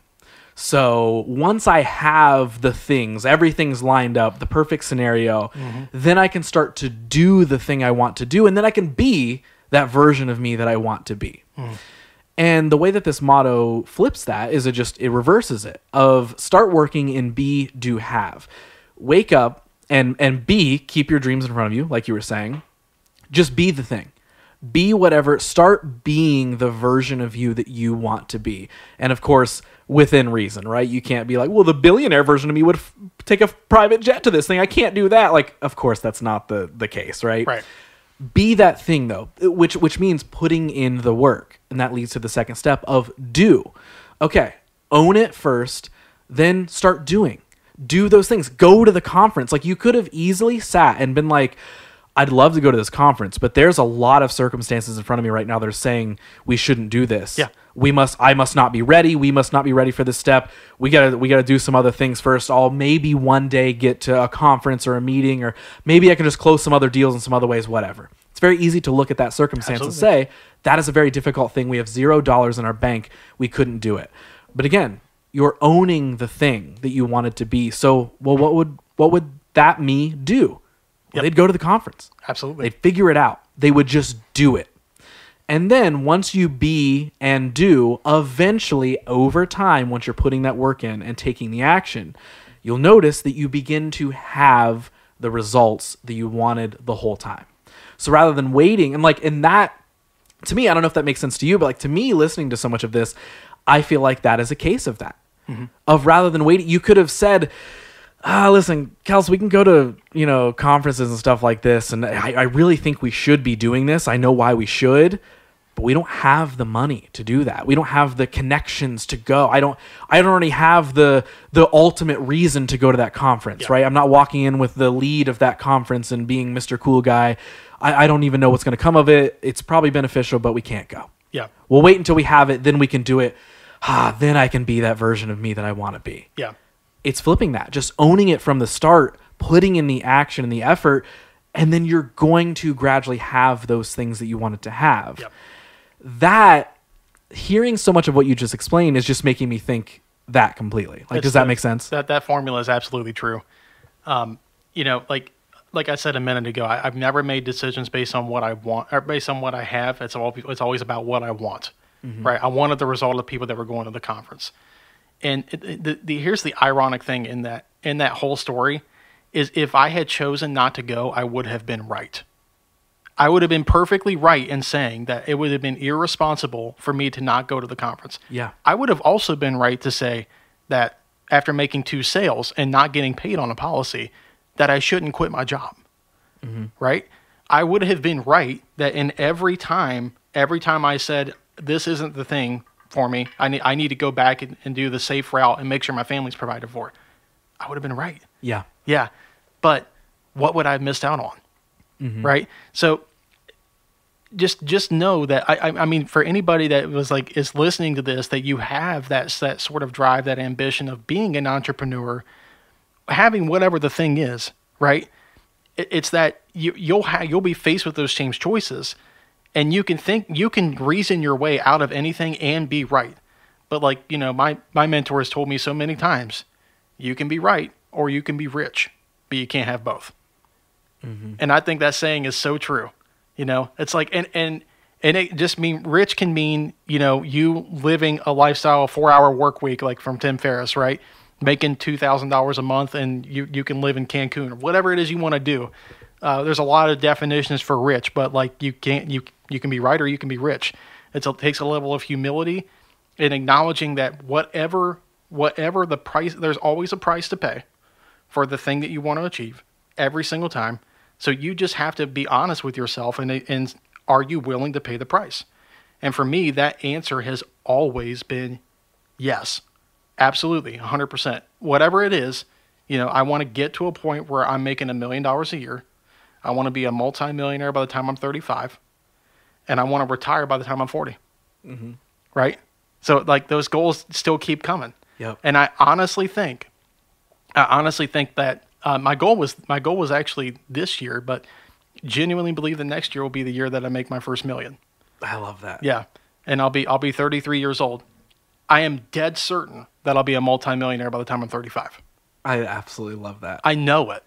Like I know it. This podcast will be here hopefully 3-4 years from now. You can come check on me. I'm telling you. Yes. When I'm 35, I'll be a multimillionaire. And I'll be done with this business in some capacity. I'll be on to whatever the next thing is, and I have some ideas as to what that would be. But then retired by 40. I absolutely love that. Yeah. Well, clip it right here, folks. Come back to this in a few years, and we're going to check in and we're going to see. So what's funny is you just answer like a few of my next questions that I had all in one fell swoop there. I also I have no idea how long we've been talking. But I have a last handful of questions for you, unless there's anything major we haven't covered yet. Is there anything? I mean, it sounds like we've caught up the timelines to now. Yeah. Also, one thing that I do love that you're doing is so much educating and public speaking. I do want to say that I absolutely love whenever you post anything about that of like the conferences and I'm assuming you're training new people and all that sort of stuff. Like, I think that is so much fun. Like that, like just seeing it from an outside perspective, like it looks like you love doing it. I do. Yeah, and I feel like what does that feel like? Getting to now, yes, we're sitting here, we're telling the story in a podcast, but what does it now feel like getting to go and head up some of those conferences, speak on the stage, and all that sort of stuff? Well, not what I expected, right? Because at first, going back to that story of me being in my car and saying how badass is this going to be when I pull this off, it was an ego thing, right? It was self-serving. I wanted to get on the story. I wanted to get on the stage and tell the story because of how it would make me feel about myself. What that's transposed into now is a really good question, by the way. What that's transposed into now is that I'm much more interested in leveraging that and educating people for them to find that themselves. Which I think makes me a better speaker in some capacity, because I have a true passion for somebody hearing something that's going to help them. They're going to take away something from this that's going to help them go better their lives. And I don't care what that's in. Yep. That could be working with me, that could be working with you, or doing something themselves. I don't care. But that's what I'm very, very passionate about, is that I've attained the credibility and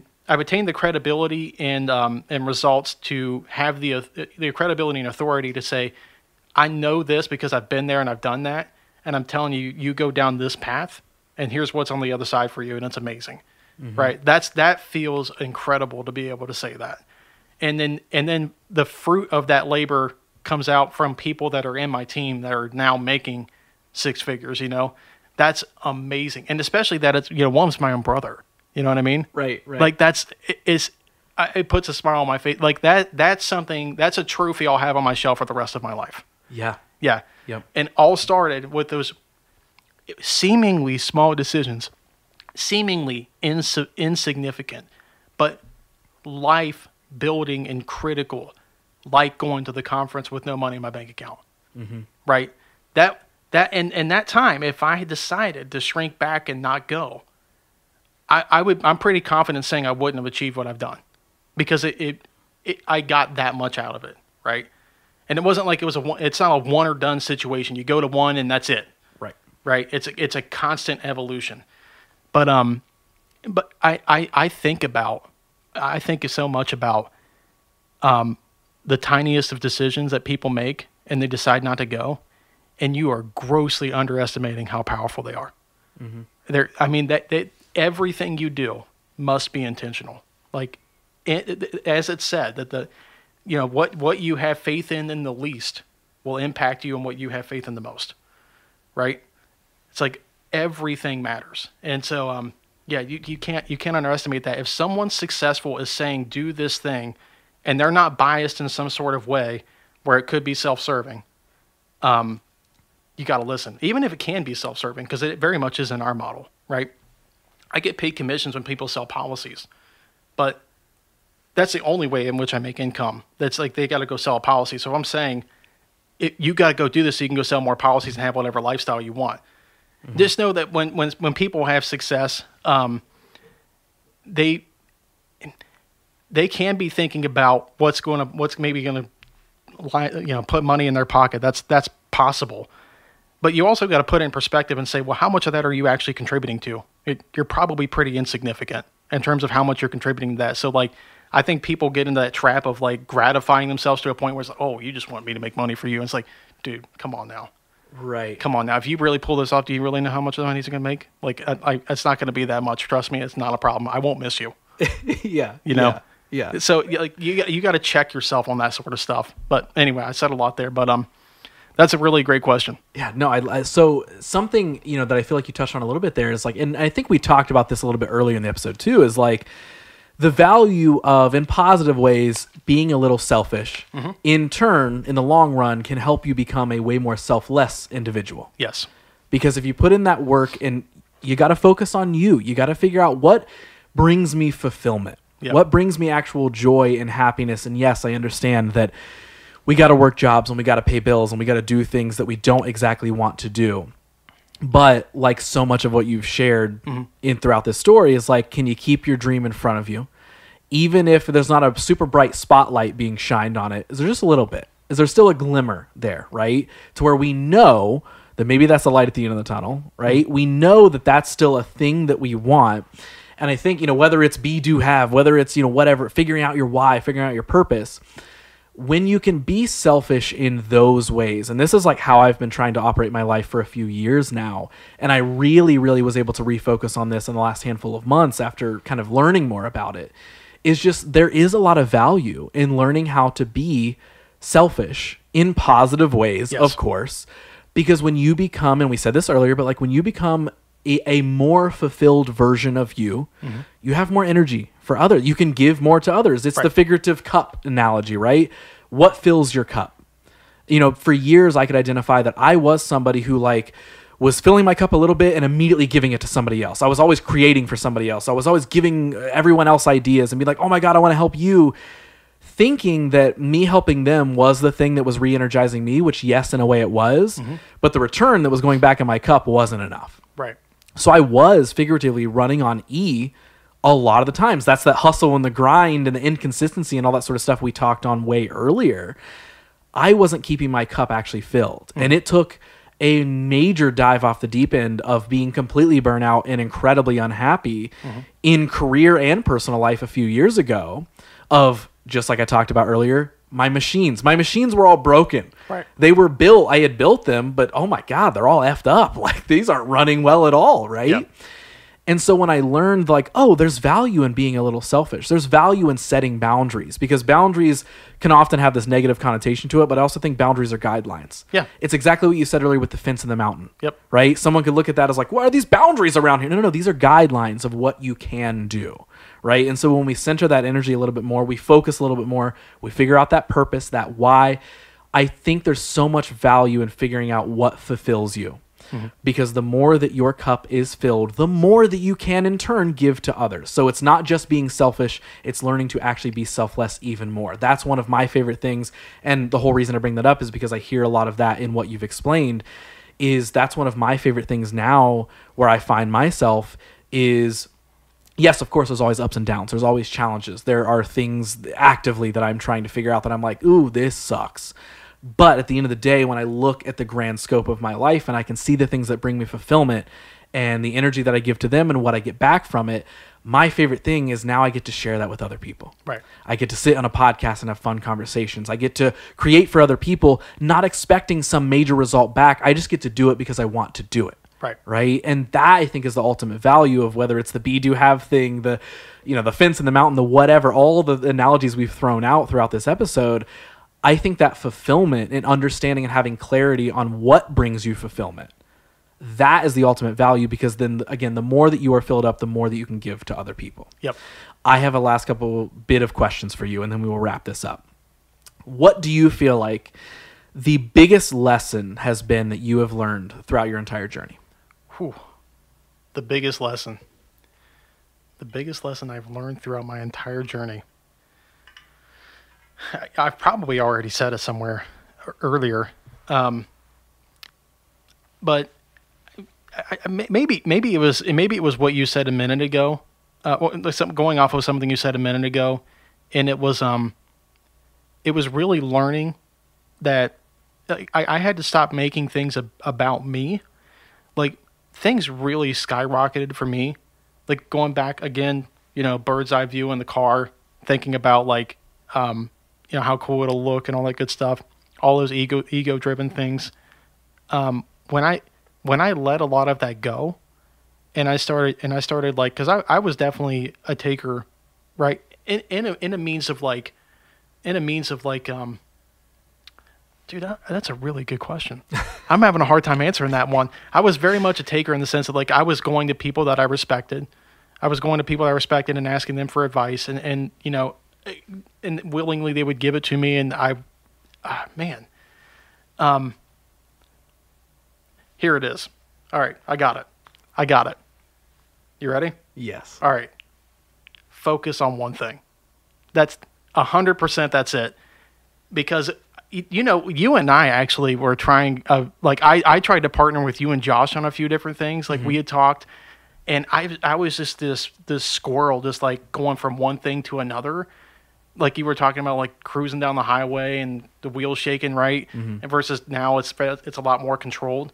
I had a lot of smoke and no fire going on, again, to use that analogy.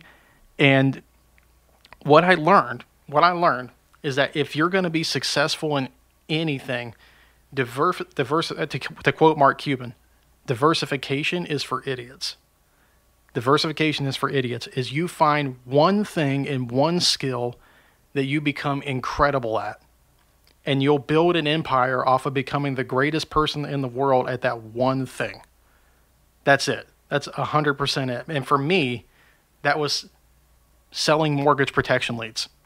I got my mortgage protection leads, and I got really, really, really good at calling those leads and booking an appointment and making a sale and making money doing that and providing for my family in that fashion. And then what that allowed me to do was to create a system where and understand in a level of depth that few people get to why what I do works. And then I created a system out of that. So then I could train you. I could train anybody. You could you could walk in this office right now, and the next day I could have you in somebody's house selling a policy. And that's not me trying to make you a pitch about selling insurance, because it's exceptionally difficult and most people can't do it. But I have that level of confidence that I know I can do that because I focused on one thing, and I got really, really good at that. And there's a great book on that subject it's called Good to Great from Jim Collins. It talks about the hedgehog concept. What's the hedgehog concept? So it's three circles, like a Venn diagram. It's what drives your economic engine, what are you deeply passionate about, and what could you be the greatest thing in the world at? And where those circles come together in the middle is your hedgehog concept. So, okay. Yeah. Interesting. So that's actually spawned an extra bonus question here. How much of that do you think, like, so looking at that, right? So if we look at that idea of like finding like the one thing you're really good at, we've talked so much about why and purpose and intention, right? Do you feel like the why fuels that thing that you're really good at? Or do you think the thing you're really good at helps fuel the why? Or do you think it's sometimes both? Run that by me one more time. So we've talked so much in this episode, right, about like the why. Okay. And like, I look at a lot of the stuff that I do and I'm like, well, I do 100 different things. Right. But I feel like if I were answering that, if you were like roasting me on a quiz or something of like, what's your one thing you're really good at? Yeah. I would give you one of my whys, actually. I wouldn't give you a skill. I'd say you're really good at video and photo. But see, for me, that's not my, like, if I stopped doing video and photo tomorrow, I'd be like, well, that's fine. Cool. Great. So like that's sort of what I'm asking, because I'm very interested of like, because like I can identify all those skills and I can identify like, hey, I'm good at creative direction, which is adjacent to video and photo or graphic design or social media, whatever it is, right? But I can also identify that those things aren't the things that fuel me anymore, right? Yeah. They're a means to an end. They are a branch on the tree. But when I look at the tree, my clarity comes from that why, that purpose, right? Yeah. So I say all that to ask the question in a also not simple way again. But like, do you think those things go hand in hand? Like if we're looking at that one thing that we can be really good at, do you think that comes from understanding, being clear of your why? Or do you think you almost uncover the thing you're good at and how that ties back to that at a different point? Probably the latter one, because in no way, shape, or form would I have ever said in a million years that I'm going to be a life insurance agent. And because it's one of the most, it's one of the least sexy things ever to study to get your life insurance license and to sell that product. Right. Yeah. So a lot of people look at things like a lot of people will base they'll kind of base their decisions off of like what seems appealing to them, and I'm not saying that wouldn't work by any means. So take that for what it is. But again, for me, I never picture myself selling insurance. The idea of me selling insurance seemed like I couldn't believe that I was doing it. But the vehicle came to me because I set the goal in 2015 that I'm going to do this. So the goal was making $100,000. Yep. The vehicle to making the goal, I was like, hey, if it's as long as it's legal and moral, right.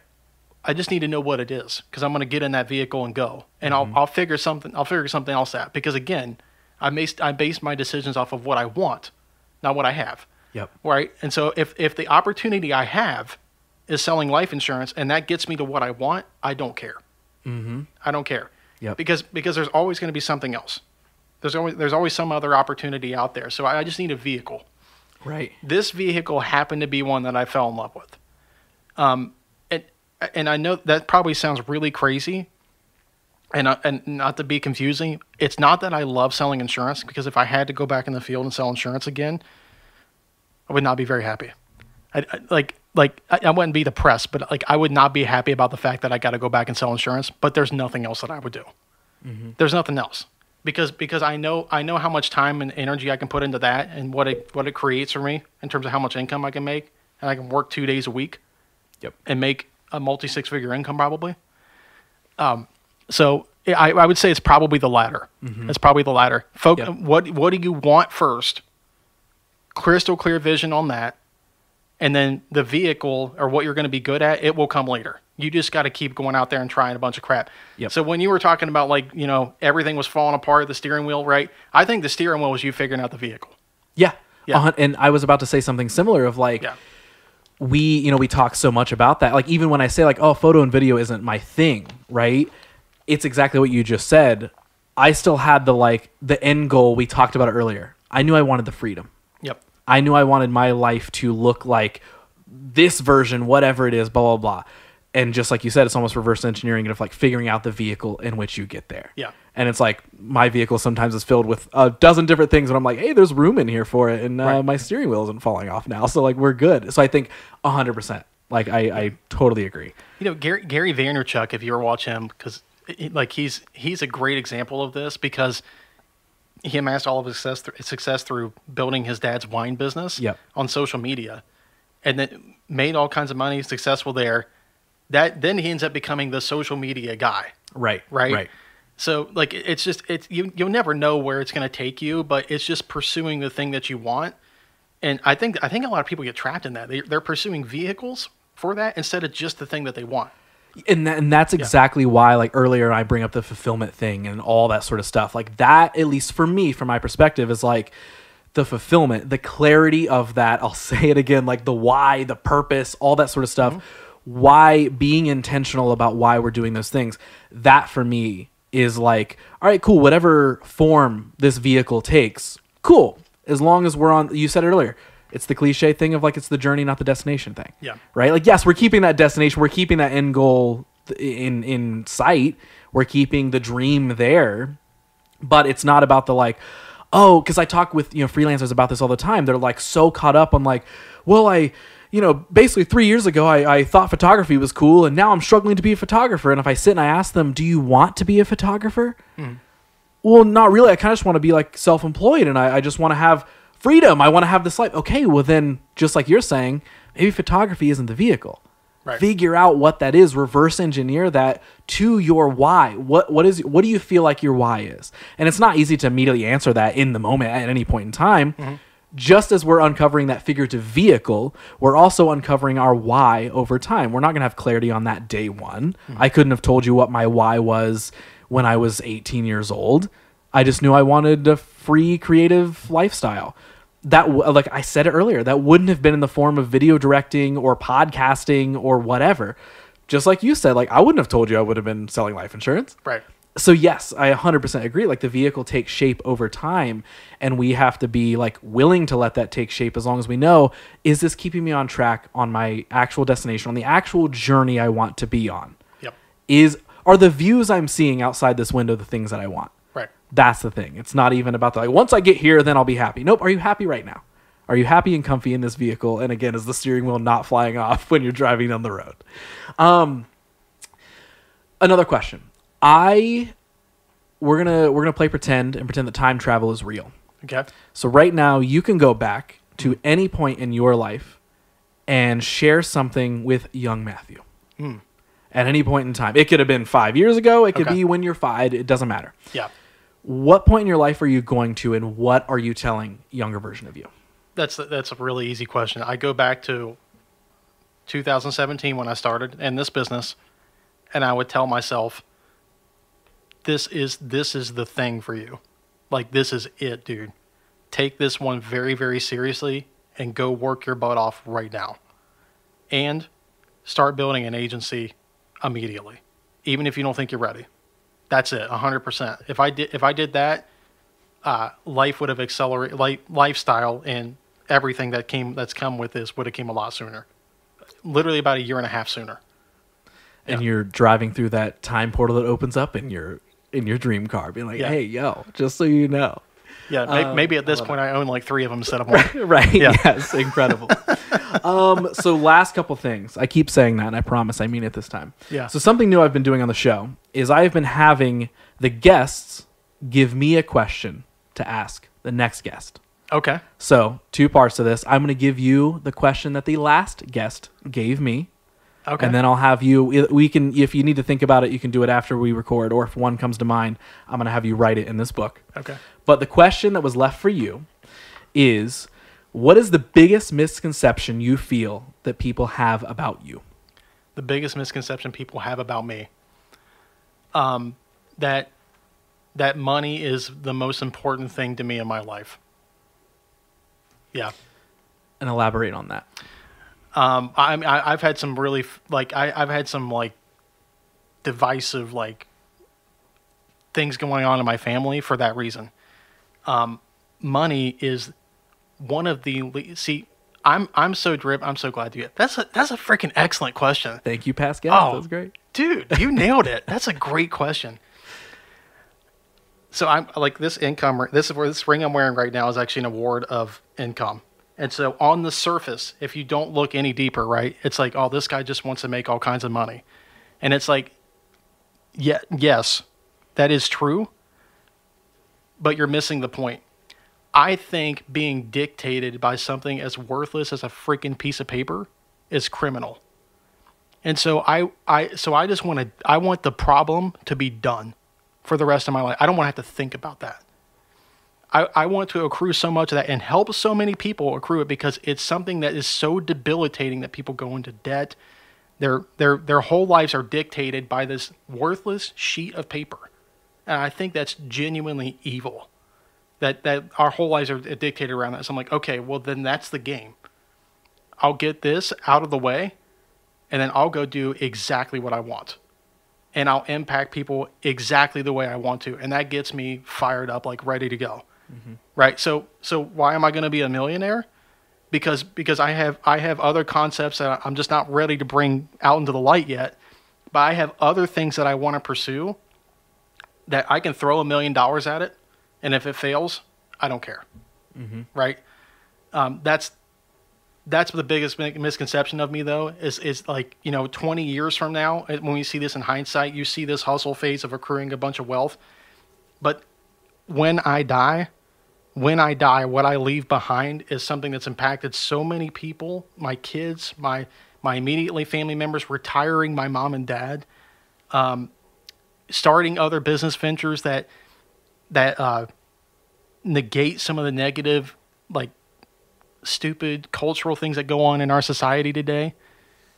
Like, dude, I'm so freaking irritated right now that there's a company that I really enjoy their coffee, but I can't morally support their philosophy, and so I can't just get this freaking cup of coffee. Right. So I want to start my own coffee company. I love it. Right? That negates that ideal, right? But I'm not in position to do that yet, right?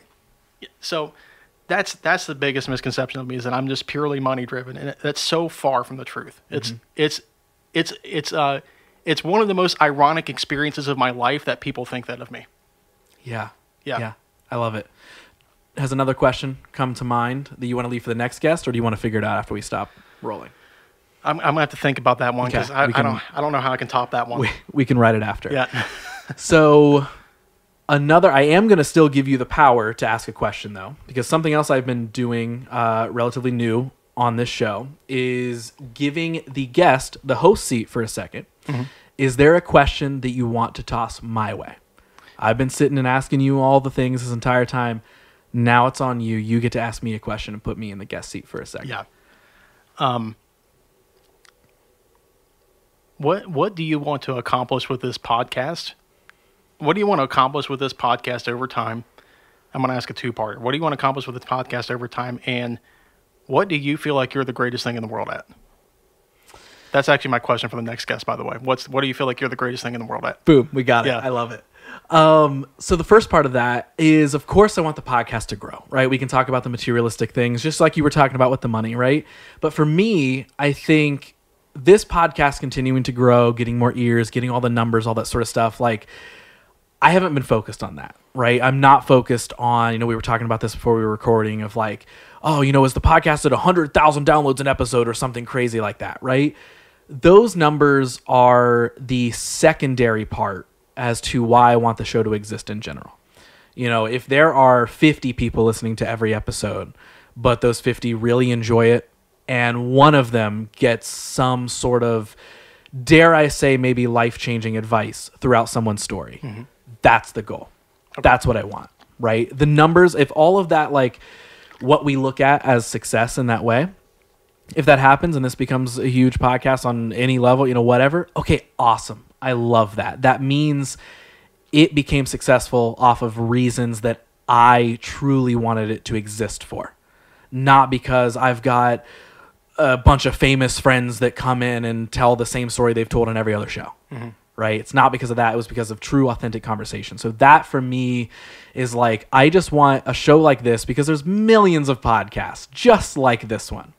But if I can add to the light that gets shed on, hey, cool hype interviews are rad, but authentic stories matter more.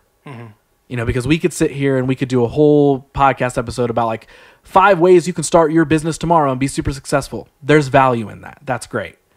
But also someone hearing the real route that you took, or any guest took, the ups, the downs, all the thoughts and feelings and all that sort of stuff, that I think is ultimately more valuable. That I think is what truly connects people more. And of course, I love connecting with people in that way, of real, authentic conversation where we don't have any boundaries of, hey, I can only be here for 20 minutes. Let's talk about the coolest stuff that I've done and let me get out of here. So that is my ultimate. And truthfully, like, if I was being honest, like, I've kind of already checked off the goals that I wanted this show to accomplish. Like, they're not to get into the details of the story, but like, there was a guest I had on the show, and this is a trophy that I will put on my mantle from this show. I had a person on this show. They shared their story, and in their story, there was a very vulnerable section of it where they didn't have a good relationship with their mom. It was not great. We'll just say that. Wasn't good. They were dealing with a lot because of that now as an adult and all that sort of stuff. Well, their mom listened to the show. And what happened is, just from us having a conversation on a silly little podcast with black and yellow branding, is their mom reached out to them, apologized, said that I didn't know that I did all of this. I didn't know it had this kind of effect on you. I am sorry. Clearly we all make mistakes. We're all, blah, blah, blah. And basically they reconnected and now have a positive relationship. That's awesome. And have literally, I have been FaceTimed from my friend who was on the show, of them together and like just saying hi and all this sort of stuff. And it's like, me having a conversation with somebody on a show did that. Those are the things that I'm like, that's the kind of impact that I want this thing to have. Did I connect 10 million people with their moms? Yeah. No. That one person, that is a checklist item that I didn't even imagine.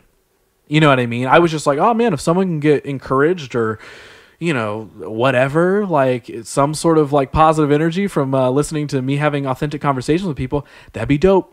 Whether it's them starting a business, whether it's them just changing their mindset, whether it's them just waking up and hating life a little less tomorrow. Yeah. Those are the benefits. But when I start to collect things like that, I'm like, oh my God, that is something that I never imagined I would be able to do. Yep. But I was able to do. So truthfully, I've already checked some of those off the list of this is stuff that I didn't even know was on my list. But now that it is, I'm like, that's amazing. Right. And if I can just keep doing things like that via genuine connection, and it's not always about changing the guest's life, obviously, but it's like, if someone listens to this and hears your story and is like, wow, yeah, I'm also in a job that I dislike, and I sat in my car and cried the other day because I'm so annoyed and I don't want to feel like growing. It's like, okay, well then maybe something we shared in this helps them reevaluate what they're doing. Yeah. That's the goal. Yep. And for me, the numbers, the following, the downloads, all that sort of stuff, that I want to come secondary. Even though there's somebody, Gary Vee could sit at this table and be like, you're wrong. And I would be like, totally, that's fair. Yeah. But in that case, that's not a thing I'm worried about being right about. Yeah.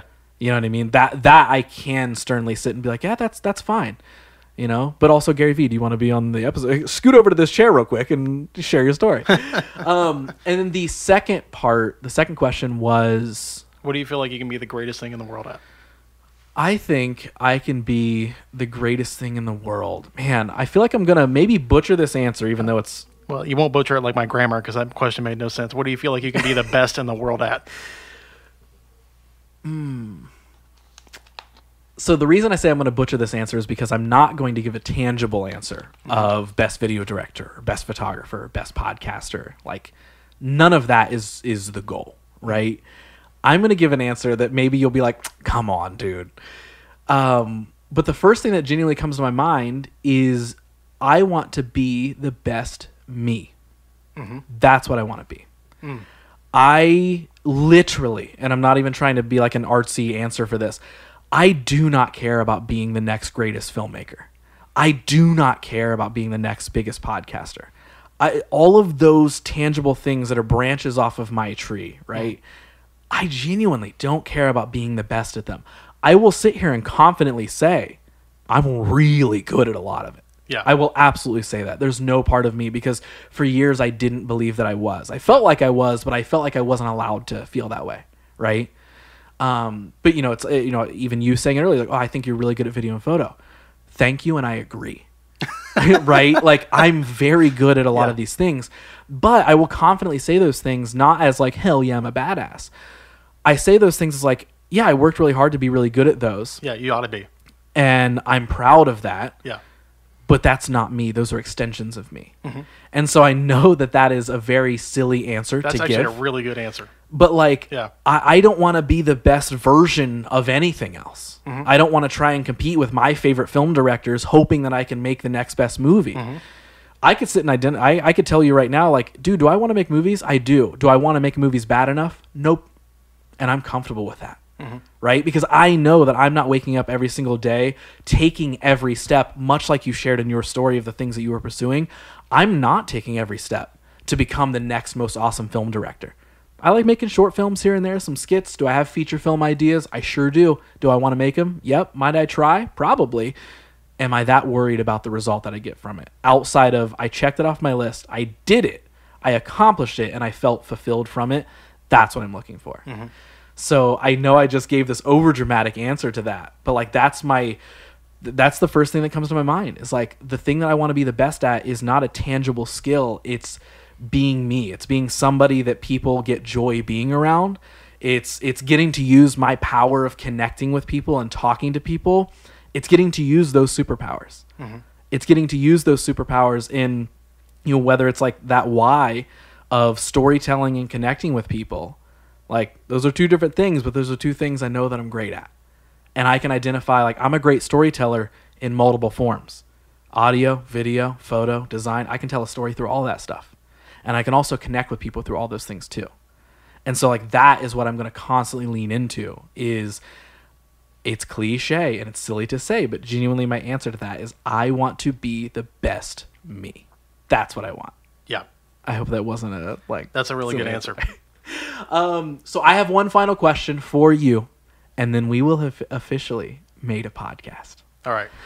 So I asked the same question at the end of every single one of these episodes. So now I'm going to toss it your way. Right now, I want you to pretend like everyone in the world is listening to you speak. Everyone, everywhere. We throw logic out the window. It doesn't matter. They can hear you. They can understand you. Everything. Everyone in the world is listening to you right now. You have a live mic attached to them, and you get to share something with them. What is it that you're telling everybody, and what would you want them to hear? So one thing I would tell everybody at once. Pursue God. That's it. I love it. Yeah. Dude, this was a blast. Yeah. I'm so stoked that we got to do this. Yeah. I am literally so stoked from, again, days of sitting around and being like, this band has to matter more than anything in the world, and we gotta like do all this sort of stuff. And of course those moments matter, but like literally since we got this scheduled, because I've been wanting to get you on the show for a while, but I was wanting to wait for like the right just like time. And I was like, you know what? I need to get Matthew on the show. We need to sit down. And like literally since we scheduled this, I genuinely have been so excited.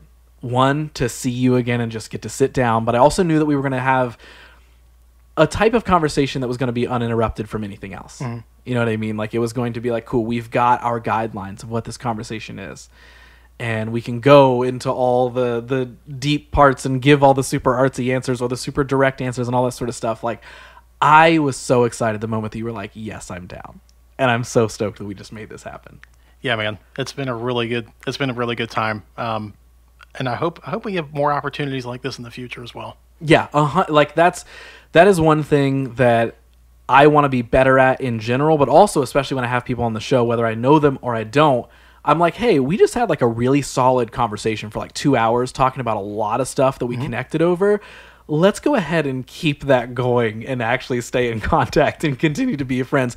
Now, you and I will say, we also have this special thing of, I think there's some like statistic or something, maybe it's made up, but I'm going to choose to believe it because it's more fun, of like after a friendship, if you cross a 7-year mark, you are way more likely to remain friends forever in whatever form that is.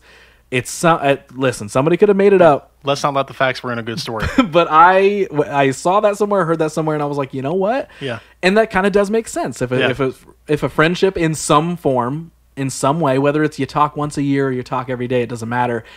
If, like we said earlier, whenever you and I talk, it's like we just talked yesterday. Yeah. It doesn't matter how much time has went in between, and I think those are valuable friendships, and I care about those friendships. And you and I have passed that 7-year mark, right? Like, I feel like we definitely have. Yeah, I mean... like, I would heavily... Yeah, 100%. It's 2023, 2013, we were well into being friends, so... I graduated in 2009, and I was a band then, so it's been every bit of, like... We've made it. Yeah, like 14 years. So in that case, the universe is telling us, hey, this friendship actually, it lasts. And now it's been forever encompassed in a podcast conversation. So, dude, I am so freaking happy that we made this happen. Is there anything you want to leave anybody with? I know, like, we said all the cool quotes, but is there anything, like, do you want people to to come check out anything you do, if they do have any questions for you directly, do you want them to find you anywhere? How can they get in contact if you want them to? Well, look, if you're looking for a career, the insurance business is a really good one. So if you're looking for a career where you can make a lot of money, help a lot of people, and achieve, I don't know, some sort of vehicle you're trying to get into in your life. Because when I came into this business, my intention was actually to start my own optical. We didn't even talk about that. Yeah. But I was actually to start my own optical. I had no intention of doing this full time. But like I said, I fall in love into it, and the rest is history. So, if you're interested in potentially pursuing a career in the life insurance business, working with me, you can text me. I put my phone number out there on the internet all over the place. It's 740-304-4957. I got a website that's WeinerAgency.com. You can watch a video there that explains our business. You can find me anywhere particularly Facebook, LinkedIn, and then our website, and then my phone number. So that's it. Yeah. Beautiful. I've never had a guest give out their phone number, I don't think, on the show. So maybe that's another first, potentially, unless I'm forgetting somebody. Dude, I'm so happy we did this. Yeah, Thank you know that thing where you clap and it helps sync with the video? We should do that in the high five form. We should, and here we go. We got an in sync for it. I love it. Dude, that was so much fun. We did it.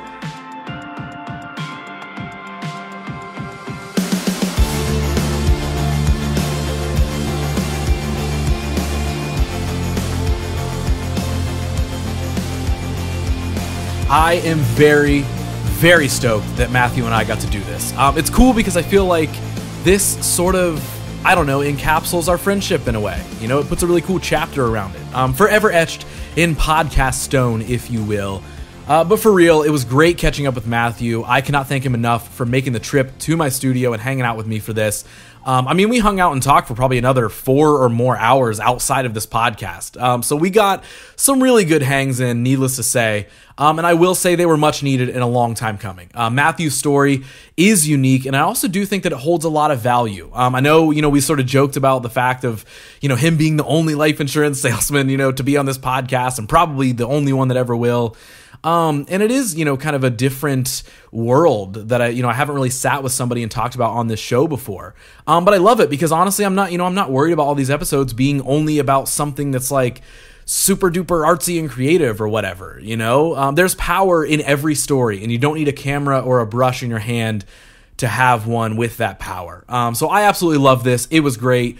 And hey, if you do need to, if you do feel the need, I guess, to maybe get in contact with Matthew and his company for any insurance needs, you will be able to find that linked directly down in the show notes. And speaking of links, be sure to double check and make sure that you're following this show at WYDH Pod. You can follow me personally. I am at Ross Theisen, just about everywhere. I'm even starting to finally use TikTok, you guys. Can you believe it? This podcast is also on there as well. It's the same thing at WYDH Pod. So I don't know, go toss some follows and likes and all the stuff on there so it encourages me to use it a little bit more. But I also ask you to double check and make sure that you're subscribed, simply subscribed or following on whatever platform that you're listening to this on right now or watching it on YouTube.